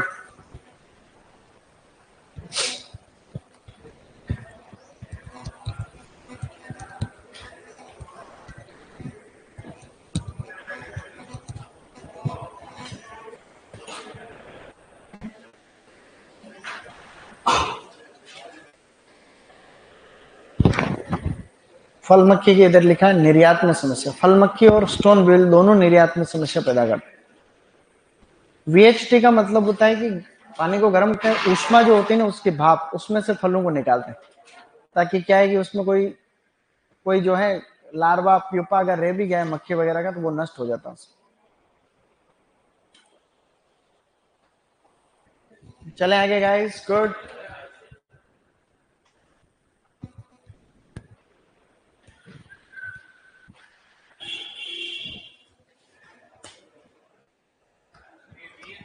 VHT का मतलब है वेपर हीट ट्रीटमेंट।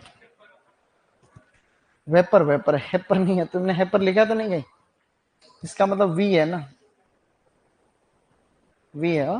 जल्दी जल्दी लिख लिया होगा, वेपर करना हो तुमने हेपर लिख दिया होगा उसको वेपर कर लेना, ठीक है। तुमने वेपर लिखा,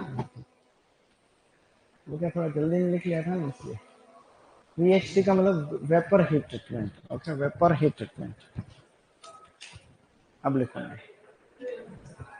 किसके छूट रहा, थोड़ा स्लो लिखते हो ना।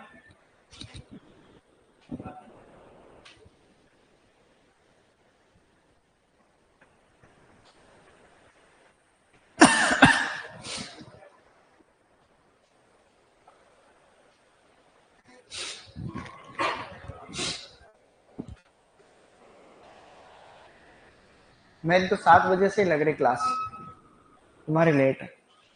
मेरी पूरे साल 7 बजे से लगती है, पूरा साल। नहीं, जिस दिन तुम्हारी, जैसे मेरे एग्जाम होते हैं उस दिन तुम्हारी छुट्टी रहती है शाम, उस दिन मेरी सुबह छुट्टी नहीं रखता मैं। मेरे जो 11 से पेपर होते हैं तो 10:30 तक तो क्लास रहती है। बात पैसे कमाने की नहीं, बात यूं रहता है कि छुट्टी नहीं लेते तो नहीं लेते। जैसे जनवरी महीना था ना, अभी जनवरी, उस जनवरी में अपन ने नया रिकॉर्ड बनाया, पता क्या, उस जनवरी महीने में एक भी छुट्टी नहीं ली मैंने, एक भी छुट्टी नहीं ऐसे। अब देखो, और तुम लोग जो 11-11 बजे 10-10 जो उठ रहे हो उनके सुपरवाइजर बन जाएंगे, चतुर्थ श्रेणी भी बनो तो सही। लेते तो कम ही है क्लासेस, तो क्लासेस तो 5-6 क्लास ही लेते हैं रोज, लेकिन एक बात बता रहा हूँ, 6 से ज्यादा तो ले नहीं सकते, आज 7, बाकी ऐसा कुछ। 6 क्लास ही रूल है हर कोचिंग में, 6 से ज्यादा नहीं हो सकती, कोई एक टीचर की क्षमता 6 से ज्यादा नहीं है। ये अपने कोचिंग में रूल है कि 6 से ज्यादा कोई नहीं ले सकता। तो जीएल सर को ये पता है कि 6 से ज्यादा लेने के बाद में टीचर खत्म हो जाता है, तो 6 ही लेता हूँ मैं भी। मैं 9 भी लिए थे मैंने, मतलब मेरे तभी तो गले में दिक्कत होती, मैंने 9 क्लास भी लिख रेस कोर्स।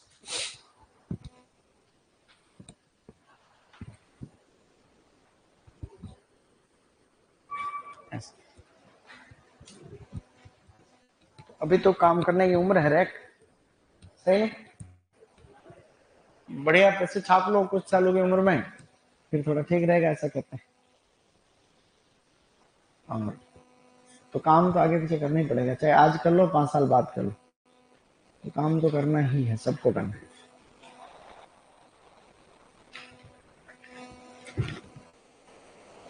अभी कर लोगे तो बाकी दिन आराम से निकलेंगे, और अभी नहीं करोगे तो समस्या आएगी, इसमें कोई शक नहीं, किसी को नहीं होना चाहिए।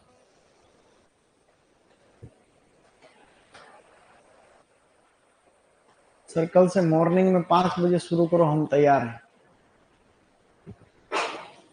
पता चला मैं 5 बजे आ गया, तुम कोई आए नहीं तो धोखा नहीं होगा।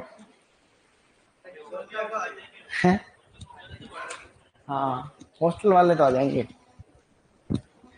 जो रूम पे रहते हो वो भी अब थोड़ा जल्दी उठना चालू करो, जैसे जो 11 बजे उठ रहा वो करो 10, जो 10 उठ रहा वो 9, एक एक घंटा कम करो, और 5 दिन वो कर लो, फिर अगले 5 दिन में एक एक घंटा और कम करो, और फिर अगले 5 दिन में एक एक घंटा और कम, ऐसे करके 7 बजे तक आ जाओ, 10 बजे वाले 7 बजे तक आ जाओ, ठीक है। साथ में तो कोई बुराई नहीं ना, साथ में तो कोई बुराई नहीं, सही नहीं। तो 7 बजे तक आराम से उठो, तो दिक्कत नहीं है, लेकिन मैं तो उठता हूँ 6 बजे, 6 बजे उठना पड़ता पूरा साल, संडे के दिन के लिए लेट उठता हूँ, लेकिन हर संडे एक जैसा नहीं आता, मैं तो महीने में एक संडे ही फ्री रह पाता है, बाकी तो कोई प्रोग्राम हो रहा है ना कोई क्या हो रहा है, ऐसे तो जल्दी उठना पड़ता है।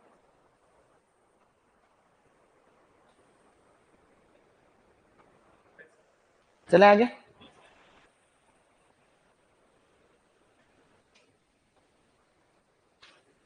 सर फिर तो आपका 30 लाख रुपए का पैकेज है, तेरे पास कौन पहुंचा रहा डेटा अंदर से, अरे ये अंदर के डेटा तेरे पास किसे है। 30 लाख रुपए किसको कहते पता तेरे को।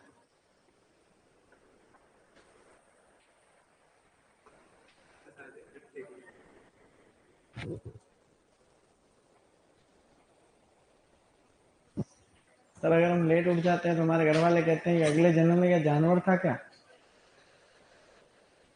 और घर वाले बेचारे क्या करें, कभी कभी सच बोलना पड़ता है। अपेक्षित गुरुत्व के आगे किसमें लिखी है? स्पेसिफिक ग्रेविटी अंग्रेजी में लिखा है। अल्फांसो किस्म की इतनी होती है, तो जब पक जाता है इसकी इतनी होती है। तो ये आपको खाली जनरल नॉलेज याद रखना बस। बड़े एग्जाम में तो आते ही है प्रश्न, जो भी लोग हर लाइन आती।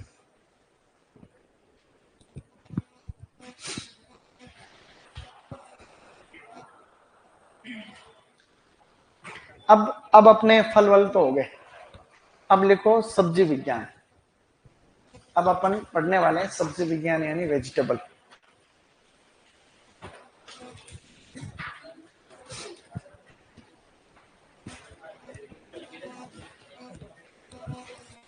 मैंने आपको एक चीज पहले बता रखी कि इतना हॉर्टिकल्चर का इतना उत्पादन होता है, उसमें फल सब्जियों का इतना होता है, बता रखा ना पहले, जब फल शुरू किए थे तभी बताया था।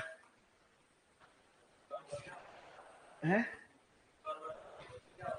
बोर्ड बंद हो रहा है क्या? इसको वापस दबा दो रहे। मैंगो हॉपर का वेक्टर नहीं है, मैंगो हॉपर तो खुद कीड़ा है, ये रोग है, इसका वेक्टर है मैंगो हॉपर। शूटी मोल्ड का वेक्टर है मैंगो हॉपर, यूं लिखा है इसमें। अब आपको क्या टॉपिक डालना है? ओलेरी कल्चर। क्या डालना है गाइस? लिखो ओलेरी कल्चर। वो बेसिक चीजें वापस लिखाऊंगा, ठीक है। ओलेरी कल्चर को कहते हैं सब्जी विज्ञान। वो क्या लेट ज्वाइन किया उनके लिए वापस लिखाना पड़ेगा, सब्जी विज्ञान। सब्जी विज्ञान शुरू कर रहे हैं, और यहां से भी प्रश्न आते हैं। सुपरवाइजर में इस बार भी किस्में वगैरह आई थी, तो 4-5 प्रश्न, 6 प्रश्न यहाँ से भी आते हैं, 6-7 यहाँ से, 6-7 वहां से, और 6-7 वहां से, 6-7 वहां, ऐसे करके 20 क्वेश्चन आते हैं टोटल। आते नहीं आप? अब यहां पर ध्यान रखनी, पहले वाली बातें वापस बता रहा हूं। पूरी दुनिया भर में, इन वर्ल्ड, पूरे विश्व में, इसमें आते नहीं क्या मिटाने वाला जुगाड़। तो हम सबसे पहले किसकी बात कर रहे हैं? विश्व में। विश्व में सर्वाधिक, विश्व में सर्वाधिक सब्जियां, विश्व में सर्वाधिक मेरे साथ ही लिखना ही है पॉइंट। विश्व में सर्वाधिक सब्जी उत्पादन चीन में होता है लगभग। पहले नंबर पे है चीन, सेकंड नंबर पे है भारत। तो दुनिया भर में सब्जी उत्पादन में भारत की रैंक सेकंड, लगभग 13% के आसपास हम उत्पादन करते हैं। चीन अकेला दुनिया की आधी सब्जियां उगाता है, लगभग 45 से 50%। तो पूरी दुनिया में सबसे ज्यादा चीन, सेकंड नंबर पे इंडिया। फिर लिखो भारत में सब्जियां, भारत में सब्जी उत्पादन। भारत में सब्जी की स्थिति या सब्जियों की स्थिति यह है, भारत में सब्जियां, तो भारत में सब्जियों की स्थिति ऐसे है कि क्षेत्रफल की दृष्टि से देखा जाए और उत्पादन की दृष्टि से देखा जाए, उत्पादन, तो भारत में सब्जियों का क्षेत्रफल है 11 मिलियन हेक्टर, लगभग 11 मिलियन हेक्टर, और उत्पादन लगभग 209 मिलियन टन। कुल उत्पादन का 60%, कुल हॉर्टिकल्चर के उत्पादन का 60%, लगभग कुल उत्पादन का लगभग 60%, लगभग 60%, कुल उत्पादन का लगभग 60%। ओके, कुल उत्पादन का लगभग 60%, कुल उत्पादन का लगभग 60%। मतलब भारत में जो भी फल सब्जियां फूल मसाले सब होते हैं, उनमें सबसे ज्यादा सब्जियां ही होती। एक पॉइंट तो आपको ये लिखना है। भारत में सबसे ज्यादा सब्जियों का क्षेत्रफल तो है पश्चिम बंगाल में, पश्चिम बंगाल। और भारत में सबसे ज्यादा सब्जियों का उत्पादन कहां पर है? उत्तर प्रदेश, उत्तर प्रदेश, यूपी यानी उत्तर प्रदेश, उत्तर प्रदेश, ठीक है, उत्तर प्रदेश। लिख पा रहे हो तुम लोग? अब भारत में जो भी सब्जियां होती हैं उनका क्रम जो है वो इस प्रकार से, भारत में सबसे ज्यादा तो होता आलू, सबसे ज्यादा आलू, सेकंड नंबर पे प्याज, और थर्ड नंबर पे टमाटर। टमाटर उत्पादन में भी सेम ही ऑर्डर रहेगा, उत्पादन में भी पहले नंबर पे आलू, सेकंड नंबर पे प्याज, और थर्ड नंबर पे टमाटर। तो प्रश्न आएगा भारत में कौन सी सब्जी ज्यादा होती है, तो आलू होता है। ठीक है, तो ये बेसिक डेटा सब्जियों का आपको बिल्कुल एबीसीडी है। ये पहले बता रखा है मैंने, जो पहले पुराने हैं उनको तो सबको मैंने ये पहले चीज बता रखी, ये आप लोग सभी ध्यान रखें। चलें आगे।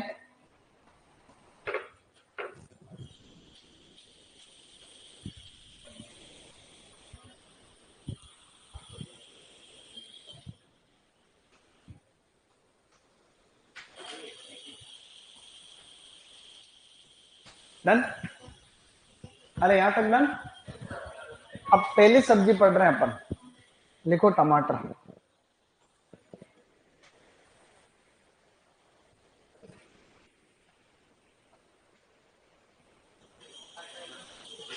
है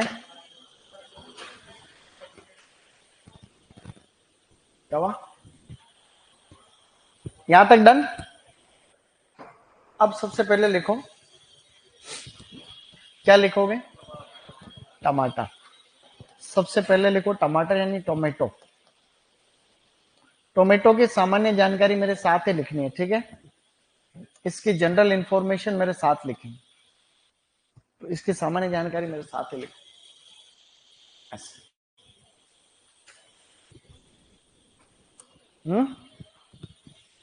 सामान्य जानकारी मेरे साथ लिखो। सबसे पहले बोटनिकल नाम, देखो टमाटर सबसे इंपॉर्टेंट है ना, इसलिए एग्जाम में क्या यहाँ से प्रश्न आ जाते हैं, सीधे आएंगे।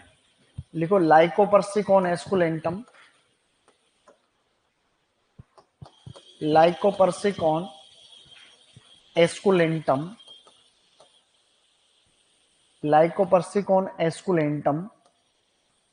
इसका नया नाम है Solanum lycopersicum, Solanum lycopersicum, Solanum lycopersicum ऐसे। लाइकोपर्सिकॉन एस्कुलेंटम को ही हम कहते हैं Solanum lycopersicum, Solanum lycopersicum, Solanum lycopersicum. ठीक है, लाइकोपर्सिकॉन एस्कुलेंटम का नाम है सोलेनम लाइकोपर्सिकम।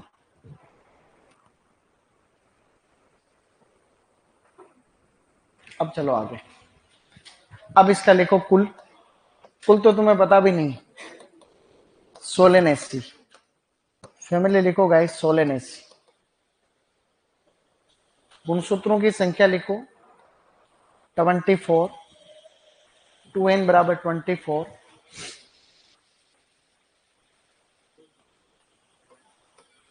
उत्पत्ति लिखो पेरू या दक्षिण अमेरिका, पेरू या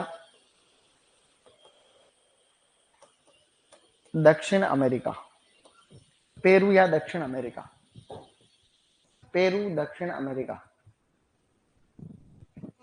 पेरू दक्षिण अमेरिका। ओके,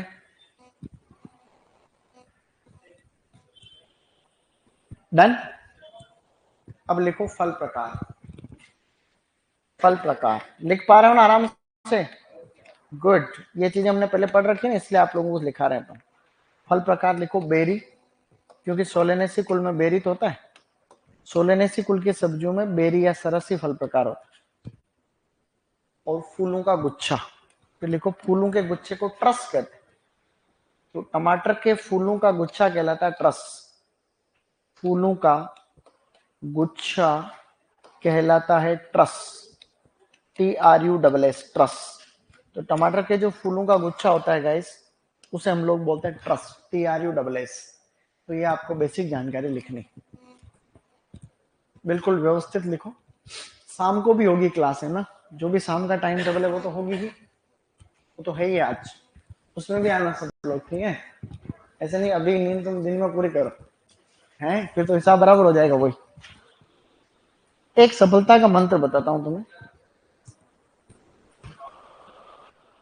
कि अगर आप जल्दी नहीं उठ सकते ना, तो आप ऐसा सिस्टम ज्वाइन कर लो जो आपको जल्दी उठने के लिए मजबूर करे। जैसे आप किसी हॉस्टल में रह सकते, जैसे हमारी सफलता का राज क्या, जैसे रॉयल में हम पढ़ा रहे हैं, तो अगर हम नहीं पढ़ाते मन तो हम भी लेट उठते, कोई शक नहीं। लेकिन चूंकि हम इस सिस्टम में डले, तो अब मन नहीं होता। सुबह 6 बजे उठने का मन किसके है? दुनिया में कोई ऐसा नहीं जिसको 5 बजे उठने में मजा आता हो, सबको जोर आता, तो जोर तो सबको आता है। लेकिन चूंकि टाइम टेबल बना हुआ है कि 7 बजे आना, तो आने नहीं समझे, तो हम कभी कभी मन नहीं भी होता मन ही आने का, तो भी आना पड़ता है। नहीं समझे? तो जैसे कि कभी कभी जोर तो सबको आता है, कभी लेट सोए, कभी थकान आ रही, कभी ये, तो सुबह यूं नींद पूरी नहीं हुई तो ऐसे, कभी नींद, तो उस सिस्टम हमें उठाता है। तो उसका फायदा क्या होता है फिर? फायदा ये होता है, एक रूटीन मेंटेन रहता है। और रूटीन जब लंबे समय तक कोई रूटीन फॉलो होता है, तब जाकर के कोई बात बनती। जैसे कोई आदमी पैसा भी कमाना चाहता है, जैसे कोई दुकान है ना, कोई बिजनेस चालू किया, तो 3-4 साल तक तो क्या बिजनेस भी आदमी को चेक करता है। कोई भी तुम नया धंधा करके देख लेना, 3 साल तक तो वो बिजनेस तुम्हें खुद को टेस्ट करेगा कि तुम धंधा करने लायक हो कि नहीं। तो कई लोग 1 साल शुरू करते हैं, धंधा नहीं चलता, छोड़ देते हैं, दूसरा चालू कर लेते। कई लोग धंधा चालू करते हैं, सेट नहीं बैठा, दूसरा चालू कर, होता नहीं होता ऐसा। तो 2-3 साल तो धंधा खुद देखता है कि आदमी मेरे लायक नहीं है कि नहीं।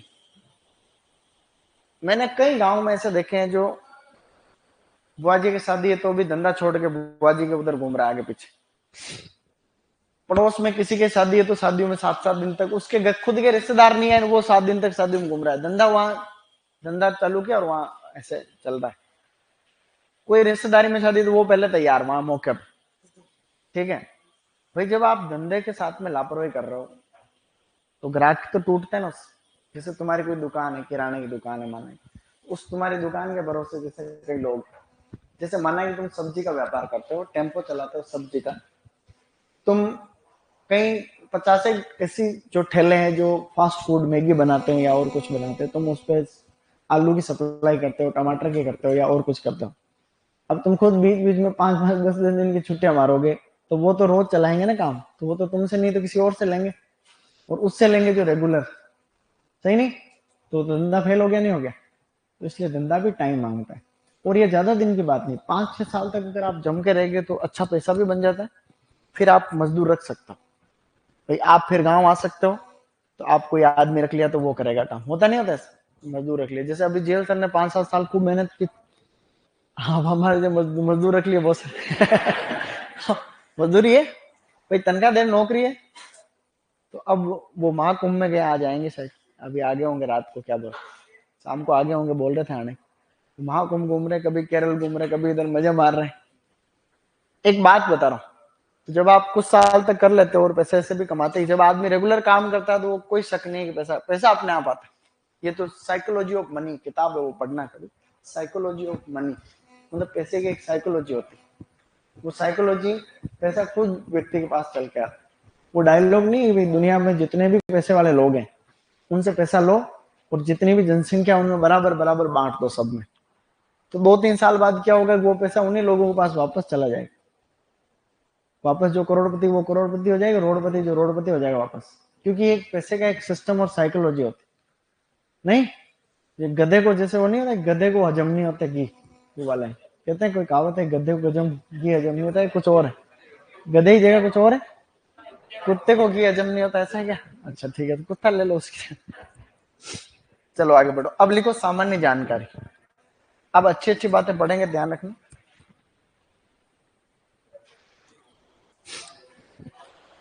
अब लिखो सामान्य जानकारी। अच्छी अच्छी बातें पढ़ने जा रहे हैं, शानदार चीजें पढ़ेंगे, कोई टेंशन नहीं लेगा, आराम से मस्त रहेगा। ठीक है, किस्में थोड़ी ज्यादा आएगी, किस्मों में घबराएगा नहीं कोई। ठीक है ना? अब इसमें सबसे पहले लिखो महत्वपूर्ण इंपोर्टेंट स्पीसीज, शॉर्टकट में लिख लो इंपोर्टेंट स्पीसीज। कि कौन कौन सी महत्वपूर्ण प्रजातियां हैं, 4-5 है, 2 आप लोग कम से कम याद रखो। एक तो ये जो टमाटर है ना, उसकी एक पूर्वज प्रजाति, पूर्वज प्रजाति मतलब टमाटर बनने से पहले प्रकृति के अंदर पहले वो टमाटर बना, उसके बाद में ये लाइकोपर्सिकन वाला बना। उसको कहते हैं चेरी टमाटर। तो इसकी पूर्वज प्रजाति है चेरी टमेटो या चेरी टमाटर। चेरी टमाटर याद रखना, इसका नाम याद रखना ज्यादा जरूरी। लाइकोपर्सिकॉन, चेरी टमाटर का नाम होता है लाइकोपर्सिकॉन एस्कुलेंटम, लाइकोपर्सिकॉन एस्कुलेंटम वैरायटी सेरेसिफोर्मी। आराम से लिखो, सेरेसिफोर्मी। लाइकोपर्सिकॉन एस्कुलेंटम वैरायटी सेरेसिफोर्मी। अभी इस साल एफएसओ के एग्जाम में आया था क्वेश्चन कि चेरी टमाटर का वैज्ञानिक नाम बताओ। तो चेरी टमाटर जो लाइकोपर्सिकॉन एस्कुलेंटम है, इसी की पूर्वज प्रजाति है। ठीक है,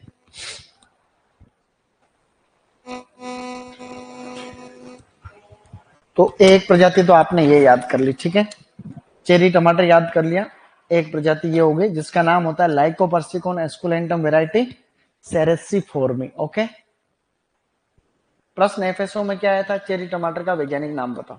तो लाइकोपर्सिकॉन एस्कुलेंटम वैरायटी सेरेसिफोर्मी नंबर 1। छोटे टमाटर तो चेरी टमाटर। दूसरी एक प्रजाति और लिखो, लवण सहनशील प्रजाति। लवण, जो लवण को सहन कर लेती है, लवण सहनशील। अपन सामान्य जानकारी पढ़ रहे हैं, उसमें हमने पहले इंपोर्टेंट स्पीसीज लिख रहे हैं। ठीक है, लवण सहनशील में लिखो लाइकोपर्सिकॉन चीजमानी। लाइकोपर्सिकॉन, लाइकोपर्सिकॉन चीजमानी, ऐसे लिखो चीजमानी। लाइकोपर्सिकॉन चीजमानी, लाइकोपर्सिकॉन चीजमानी, ये एआरओ में आया था इस साल। इसका खाने योग्य भाग तो पूरा फ्रूट ही खाते हैं, इसलिए सब्जियों का खाने योग्य भाग नहीं पूछते जनरली। सर सपना चौधरी के बारे में बताइए। दिमाग तो तुम्हारा भोट हो गया है? सपना चौधरी की जगह कोई और नाम लो, तो बुढ़ी होगी अब, नहीं? सपना चौधरी तो बुजुर्ग होगी अब, तो सपना चौधरी के कोई नए डांसर को ढूंढो अब, है? मेरे को कहाँ पता, नए जमाने में अब आजकल कौन है नचनिया? सपना चौधरी का तो खत्म हो गया। अभी कोई हो तो उसमें कोई बात बने, जैसे रानी रंगीली, सपना चौधरी, गोरी नागोरी, ये तो ओल्ड वर्जन हो गए सब, सही नहीं? अब कोई बताओ, नहीं कोई रेखा रंगीली, कोई और कोई रंगीले हैं ऐसे? तो हम ये प्रोग्राम तो बहुत देखने जाते थे, अभी बंद हो गए। बात तो प्रश्न सही पूछा, लेकिन वो डेटा पुराना हो गया। आप यहां तक डन? बोलो चेरी टोमेटो लाइकोपर्सिकॉन एस्कुलेंटम वैरायटी सेरेसिफोर्मी।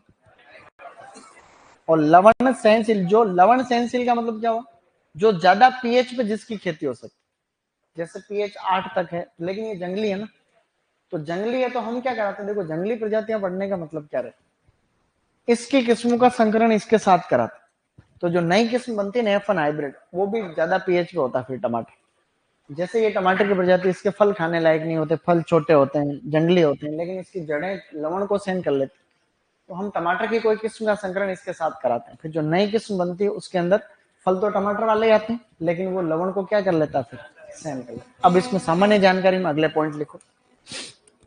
सामान्य जानकारी में दो व्यक्तियों के नाम लिखो, डॉक्टर CM रिक। एक तो लिखो डॉक्टर CM रिक, और एक लिखो डॉक्टर गौतम कालो। डॉक्टर गौतम, डॉक्टर गौतम कालो, ये दो नाम आपको लिखने हैं, डॉक्टर गौतम कालो। एक तो है डॉक्टर CM रिक और एक है डॉक्टर गौतम कालो। जो डॉक्टर ये दोनों टमाटर के पिता, एक तरीके से टमाटर प्रजनन के पिता, या यूं लिखते हैं father of tomato breeding. Father of tomato breeding, tomato breeding, तो दोनों ही फादर ऑफ टोमेटो ब्रीडिंग है, एक विश्व में है एक भारत में। तो पहले वाले तो है वर्ल्ड के अंदर, इन वर्ल्ड, और ये father of tomato in India. Father of tomato in India, वो तो है वर्ल्ड में, ये है इंडिया में। डॉक्टर गौतम कालो, डॉक्टर CM रिक।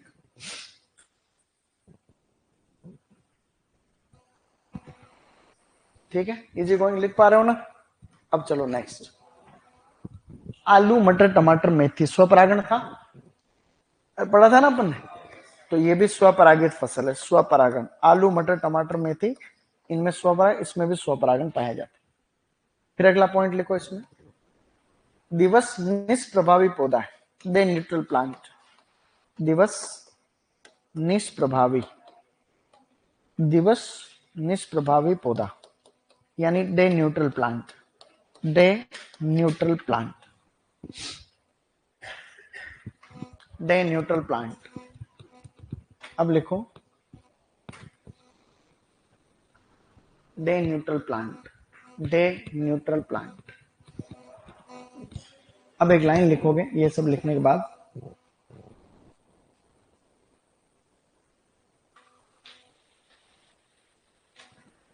बोलो, टमाटर की, टमाटर की अनिर्धारित वृद्धि वाली किस्मों को सहारा देना स्टेकिंग कहलाता है। स्टेकिंग, टमाटर की अनिर्धारित वृद्धि वाली किस्मों को सहारा देना स्टेकिंग कहलाता है। टमाटर की अनिर्धारित वृद्धि वाली किस्मों को सहारा देना स्टेकिंग कहलाता है। स्टेकिंग, टमाटर की अनिर्धारित वृद्धि वाली किस्मों को सहारा देना स्टेकिंग कहलाता है। टमाटर की किस्में दो प्रकार की होती है, पहले बताया एक बार, उस समय बताया था ट्रेनिंग प्रूनिंग। भाई एक तो टमाटर की किस्में होती है आपके गांव वाली नॉर्मल देसी, देसी का मतलब जो फिक्स ग्रोथ होती है, जिनकी हाइब्रिड भी होती है लेकिन फिक्स ग्रोथ। आजकल पोली हाउस में जो किस्में लगती है ना, वो जैसे ये पोली हाउस इतना ही बड़ा होता है, तो पोली हाउस में ठेठ ऊपर तक जाती है बेल, देखा तुमने, उसको बोलते हैं अनिर्धारित वृद्धि वाली, उनको सहारा देते हैं, उसको कहते हैं स्टेकिंग। तो ये स्टेकिंग का मतलब है सहारा देना। ऐसे आजकल तो वो रिंग वाले सिस्टम से सहारा देते हैं, एक प्लास्टिक की रिंग आती है, उसमें एक धागा बंधा रहता है ठेठ तक, तो वो जैसे लड़कियां बालूम लगाते हैं ना ऐसे, उसमें ऐसे जुगाड़ाता है। तो उसको क्या करते हैं, यहाँ पे ऐसे डोरा तो पहले बंधा रहता ही, डोरे धागा जो रहता है उसको पहले ऊपर बांध देते हैं, और फिर क्या करते हैं, जगह जगह जगह जगह ऐसे ऐसे पौधे के वो लगा देते हैं क्लिप, तो प्लांट उसको ऐसे, ये नया तरीका आ गया आज। तो वो सहारा देने को अपन स्टेकिंग कहते हैं। अब लिखो आगे, अब लिखो जलवायु। जलवायु का मतलब, हाँ जलवायु लिख लो। अब लिखो बेटा जलवायु, जलवायु। मैंने वो स्टार्टिंग वाली जलवायु वाली ट्रिक वापस याद करो, कि जितनी भी फल वाली सब्जियां होती हैं उनको गर्म जलवायु चाहिए, और जितनी भी जड़ वाली है, गोभी वर्ग है, पत्ते, उनको ठंडी जलवायु चाहिए। इस बात को ध्यान रखना है। टमाटर फल लगता है, जिस जिस सब्जी में ऊपर फल लग रहा है उनको गर्म जलवायु चाहिए, जैसे टमाटर है, बैंगन है, मिर्च है, भिंडी है, कुकुरबिट, ऐसी कुल की सब्जियां फल लगता है इनमें, तो ये कौन से में आ गई, गर्म। ठंडी के अंदर जैसे गाजर है, मूली है, आपके आलू है, प्याज है, गोभी वर्गीय सब्जियां हैं, पालक है, इन सबको कैसे चाहिए, ठंडी चाहिए। ये एक जनरल नॉलेज के लिए याद रखना है। तो अब जलवायु में पॉइंट लिखो, सामान्य वृद्धि या खेती हेतु, तापमान लिख रहे हैं पहले, जलवायु तो गर्म लिख ही लेना, तो गर्म में तो कोई दिक्कत नहीं, गर्म जलवायु चाहिए। और सामान्य वृद्धि हेतु तापमान, सामान्य वृद्धि हेतु तापमान लिखना है 20 से 25 डिग्री सेंटीग्रेड। इसके कोष्टक में लिख लेना खेती हेतु, सामान्य वृद्धि को हम खेती मान के चलेंगे, ठीक है। तो ये इतना तापमान चाहिए 25 से 30 डिग्री सेंटीग्रेड, सॉरी 25 से 30 क्या, 20 से 25, ये है 20 से 25। अब इसमें लिखना स्टूडेंट्स, लाइकोपीन निर्माण हेतु तापमान लिखो, लाइकोपीन, लाइकोपीन निर्माण हेतु तापमान, लाइकोपीन निर्माण हेतु तापमान चाहिए 21 से 24 डिग्री सेंटीग्रेड, 21 से 24 डिग्री सेंटीग्रेड। ये बहुत इंपॉर्टेंट पॉइंट, ये तुम्हारे बहुत एग्जाम में, अभी तुम्हारे सुपरवाइजर में भी आ सकते हैं, इसके आगे तुम लिख भी सकते हो सुपरवाइजर 2026 कि टमाटर में लाइकोपीन निर्माण के लिए कितना तापमान चाहिए, सही नहीं, 21 से 24 डिग्री सेंटीग्रेड।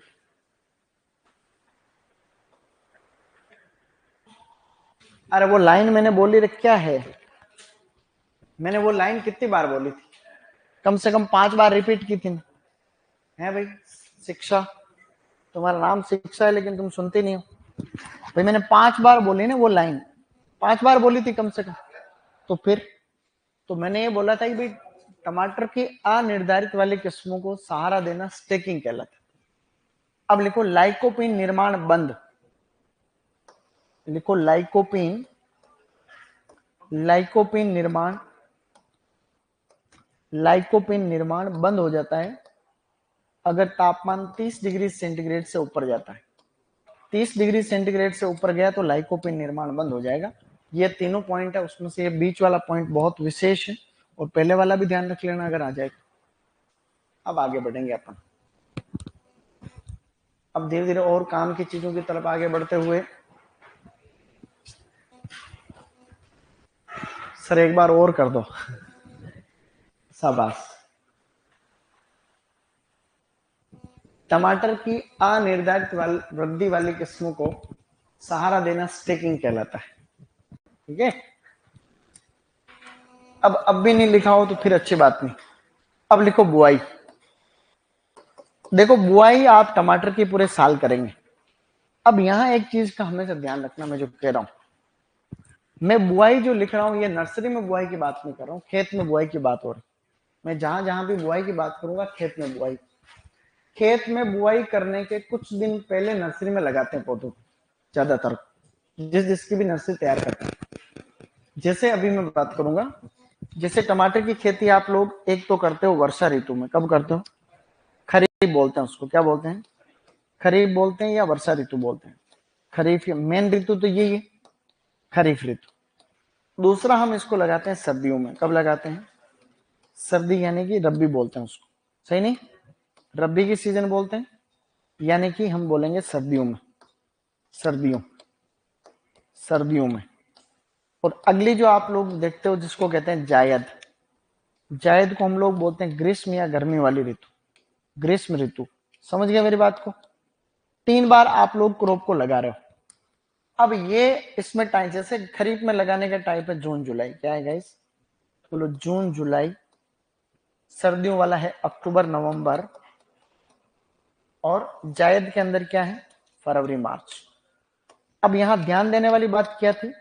अब कभी प्रश्न आ जाएगी भाई खरीफ में पौधे लगाने हैं और टमाटर की बुआई कब करेंगे? नर्सरी में। नर्सरी देगा वो शब्द देगा कि नर्सरी में बुआई करने का समय बताओ, तो नर्सरी में 1 से 1.5 महीना पहले कर, तो नर्सरी में हो जाएगा मई जून। क्या हो जाएगा? अप्रैल मई और मई जून दोनों ऑप्शन में कभी नहीं आई। ऐसा नहीं आएगा कि भाई अप्रैल मई भी आ गया, अप्रैल मई, मई जून, जून जुलाई, जुलाई अगस्त, ऐसा थोड़ी आएगा, ऐसा नहीं आता। तो अब ऑप्शन में आएगा टमाटर को खरीफ में लगाने हैं तो नर्सरी में बुआई कब करते हैं? ऑप्शन में आ गया मई जून। उसके बाद में ऑप्शन कोई भी आए, अपने क्या ही मतलब, मई जून कर। मेरी बात को समझ रहा? 1 से 1.5 महीना प्रीवियस आपको चलना बेग। अब इसमें लिखनी है बीज दर। बीज दर, देखो बीज दर में यूं है कि जो इसकी सामान्य किस्में होती है, सामान्य जो जनरल वेराइटीज है जो गांव के अंदर लोग बाग लगाते हैं, वो है 400 से 500 ग्राम, 400 से 500 ग्राम पर हेक्टर। जितनी भी बीज दर लिखी जाएगी प्रति हेक्टर लिखी जाएगी, लेकिन इसकी संकर किस्में जो होती है, अब यहां पर मैं बीज 12वीं की किताब वाली लिख रहा हूं, जो कि होती 150 से 200 ग्राम। कितनी है? जबकि हमने कई बार इसमें 100 से 150 ग्राम भी लिखा हुआ, क्योंकि बाकी सब किताबों में 100-150 ग्राम है। तो अभी मैंने यहाँ पर लिखा है 12th की बुक के हिसाब से, 12th की जो बुक है अपने बोर्ड की, उसके हिसाब से इसमें है 150 से 200 ग्राम। बाकी अन्य किताबों के अंदर उसमें दे रखी है 100 से 150। तो आपको सुपरवाइजर के हिसाब से कौन सी याद रखनी है? 150-200, ठीक है। और बीज दर से प्रश्न आने के हमेशा ही चांस रहते हैं, तो इस बार भी रहेंगे।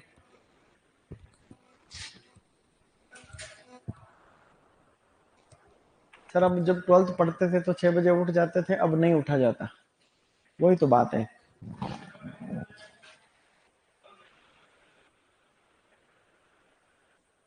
बेसिक हॉर्टिकल्चर के लिए मेरी किताब आने वाली है, तुम्हारी नई वाली ऑब्जेक्टिव, बहुत जल्दी, इस महीने के लास्ट तक आ जाएगी। इस महीना नहीं, मेरे एग्जाम आ गए, अभी करना था काम, लेकिन मार्च में आएगी अब। लेकिन मार्च में कभी भी आ सकती, काम पूरा हो गया। ऑब्जेक्टिव एकदम शानदार है कि एक एक चीज पे उस पर काम कर रखा। पहले भी थी, किसने पढ़ी पहले वाली मेरी किताब? हाथ खड़ा करना देंगे। किसने नहीं पढ़ी थी क्या? है, पता ही नहीं था तुम्हें? तो फिर पढ़नी चाहिए थी तुम्हें, तभी फिर वो हर बार छपाता हूँ, आउट ऑफ स्टॉक कैसे हो जाती? जैसे मैंने छपाई और थोड़े दिन में खत्म हो जाती। अभी 1 साल से आउट ऑफ स्टॉक ही चल रही, तो ऐसे। अभी इस बार ज्यादा छपवाएंगे, ऐसा नहीं कि तुम खरीदना, एक बात बता रहा हूँ, वो तो तुम्हें तो मैंने यहाँ पढ़ा रखा है। आगे बढ़ो, यहाँ तक डन। क्या हमने कुछ पढ़ा अभी तक? कुछ पढ़ा क्या? आज तो ज्यादा कुछ नहीं पढ़ा। एक दो फोटो बताता हूँ तुम्हें, थोड़ा पढ़ेंगे फिर फोटो बताता हूँ। अब लिखो, एक नोट करके एक इंपॉर्टेंट पॉइंट लिखो। लाइट चलेगी? नोट करके एक पॉइंट तो लिख ही सकते हो, मोस्ट इंपॉर्टेंट, ये लिखने के बाद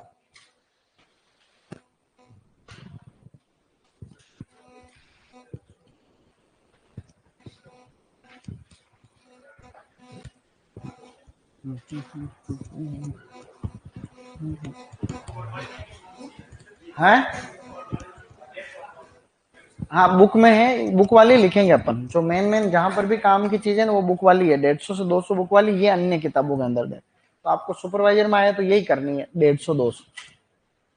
अब एक पॉइंट लिखो इंपॉर्टेंट, उससे पहले एक चीज को देखो ध्यान से भाई। जैसे कोई फूल है ना, फूल से फल बनने की जो प्रक्रिया होती है उसको फ्रूट सेटिंग कहते हैं। क्या कहते हैं? बोलो, फ्रूट सेटिंग। इसके लिए एक अच्छा तापमान चाहिए, जैसे 20 से 25, 25 से 30 डिग्री सेंटीग्रेड है ना, उस पर फल ठहराव टमाटर में अच्छा होता है। तापमान अगर 35 डिग्री से ज्यादा जाता है या 15 डिग्री से कम आता है तो फल ठहराव प्रभावित होता है। फल ठहराव का मतलब जैसे 100 फूल आए और 50 बनने चाहिए थे, 100 फूल में से जो है 10 ही फल बन रहे हैं, तो ये फल ठहराव कम हो गया। तो इस चीज को कम करने के लिए, जैसे फल ठहराव वाली जो समस्या है इसको कम करने के लिए और फल ठहराव को बढ़ाने के लिए, मतलब कम और अधिक तापमान में भी फल ठहराव को बढ़ाने के लिए एक रसायन काम में लेते हैं, उसको बोलते हैं पीसीपीए। क्या कहते हैं? तो 50 पीपीएम हम काम में लेते हैं पीसीपीए। क्या लेते हैं गाइस? तो अब लाइन लिखो, मैं बोल रहा हूं जो, पहले तो लिख दो, हाँ पॉइंट लिखना है, बोलो लाइन, कि टमाटर की फसल में,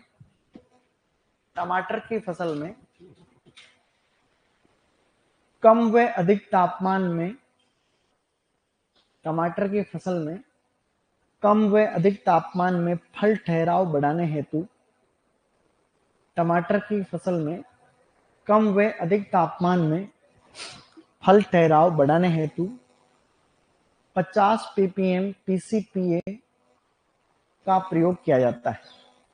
टमाटर की फसल में कम व 2 मिनट बस, टमाटर की फसल में क्या टाइम है लास्ट? यहाँ किसकी क्लास है इसके बाद? 11? हाँ तो 10 मिनट में छोड़ देंगे। लिखो, टमाटर की फसल में कम व अधिक तापमान में फल ठहराव को बढ़ाने हेतु 50 ppm पीसीपीए का उपयोग किया जाता है या छिड़काव किया जाता है। अब पीसीपीए का पूरा नाम लिखना चाहें तो लिख सकते हैं, लिखो पैराक्लोरोफिनॉक्सी एसिटिक एसिड। इंपॉर्टेंट नहीं है लेकिन लिख सकते हैं, parachlorophenoxy acetic acid, पैराक्लोरोफिनॉक्सी acetic acid, पैराक्लोरोफिनॉक्सी acetic acid. PCPA बोले तो पैराक्लोरोफिनॉक्सी एसिटिक एसिड, पैराक्लोरोफिनॉक्सी एसिटिक एसिड लिख लिया होगा। अब एक लास्ट पॉइंट और लिखना चाह रहे हैं, ठीक है? थके थोड़ी तुम लोग अभी। अब लिखो तत्व, कौन कौन से तत्व पाए जाते हैं उनके बारे में हम वापस करें, यहां से भी इंपॉर्टेंट बातों का ध्यान रखना, ठीक है? अब यहां लिखो तत्व, गैस लिखो तत्व। तत्वों में क्या लिखोगे? सबसे पहले लिखो टमाटर का लाल रंग, किसके कारण होता है? लाइकोपीन के कारण होता है। टमाटर का लाल रंग होता है बेटा लाइकोपीन के कारण। लाइकोपीन की मात्रा जो इसमें पाई जाती है 20 से 50 मिलीग्राम प्रति 100 ग्राम।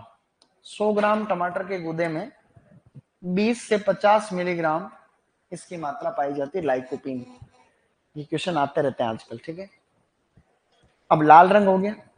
इसी तरीके से होता है tangerine colour, tangerine colour, tangerine रंग जो होता है या टेंजरीन कलर होता है, टेंजरीन रंग यानी कि किन्नू जैसा रंग, यानी कि किन्नू रंग बोलते हैं उसको, किन्नू जैसा रंग। तो टेंजरीन कलर होता है वो होता है प्रोलाइकोपीन के कारण। आगे लिखो प्रोलाइकोपीन,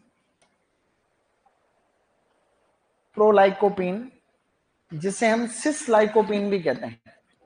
प्रोलाइकोपीन को बोलते हैं सिसलाइकोपीन। ये दोनों ही ऊपर जो चीजें लिखी हुई है ये बड़े बड़े एग्जाम में प्रश्न आए हुए हैं जो ही यहाँ पे लिखे हुए हैं। जैसे प्रश्न आया एआरओ में कि टमाटर में लाइकोपीन कितना होता है, वापस असिस्टेंट एग्रीकल्चर रिसर्च ऑफिसर में आया था कि टमाटर का टेंजरीन कलर किससे कारण होता है, तो प्रोलाइकोपीन या सिसलाइकोपीन के कारण होता है। आगे लिखना एक दो पॉइंट और, बस 2 मिनट और लास्ट। बाहर बच्चे खड़े दिखे, आगे बढ़ते हैं। अब लिखो इसमें पीला रंग, जो पीला रंग होता है वो होता है बीटा कैरोटीन के कारण। लिखो beta carotene, beta carotene, beta carotene. Okay, पीलापन जो होता है वो होता है बीटा कैरोटीन के कारण। फिर लिखना आपको विषैला तत्व या विषैलापन जो होता है वो होता है सेपोनीन के कारण। सेपोनीन, विषैलापन होता है सेपोनीन के कारण। और एक लास्ट लिख दो कवक प्रतिरोधी तत्व, जो विषैला भी होता है अपने आप में, विषैला भी होता है। कवक प्रतिरोधी तत्व एक प्रकार का सेपोनीन ही होता है जिसको टोमेटिन कहते हैं। तो टोमेटिन भी एक प्रकार का सेपोनीन ही होता है, टोमेटिन या टोमेटाइन, ये विषैला भी होता है। तो मेन चीजें तो ऊपर दोनों लिखी हुई है, ये दोनों। तो मेन पॉइंट ये है, बाकी एक्स्ट्रा।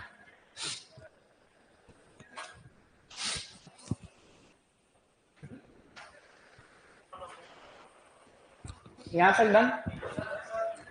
आराम से जाओ, खाना वाना खा के आ जाओ वापस। कितने बजे से क्लास तुम्हारी? 3:50 से ही क्लास है? पहली अपनी है? अरे यार, अब तो जाके सो जाओ, मजे आ जाएंगे तुम्हारे। हैं? और क्या, तारीख तो बताते जाओ जाते जाते। नहीं नहीं जाना, रुको, पहले मैं जाऊंगा देन यू विल गो। रुको एक सेकंड, पहले बस हो गया, पहले इन गर्ल्स को जाए।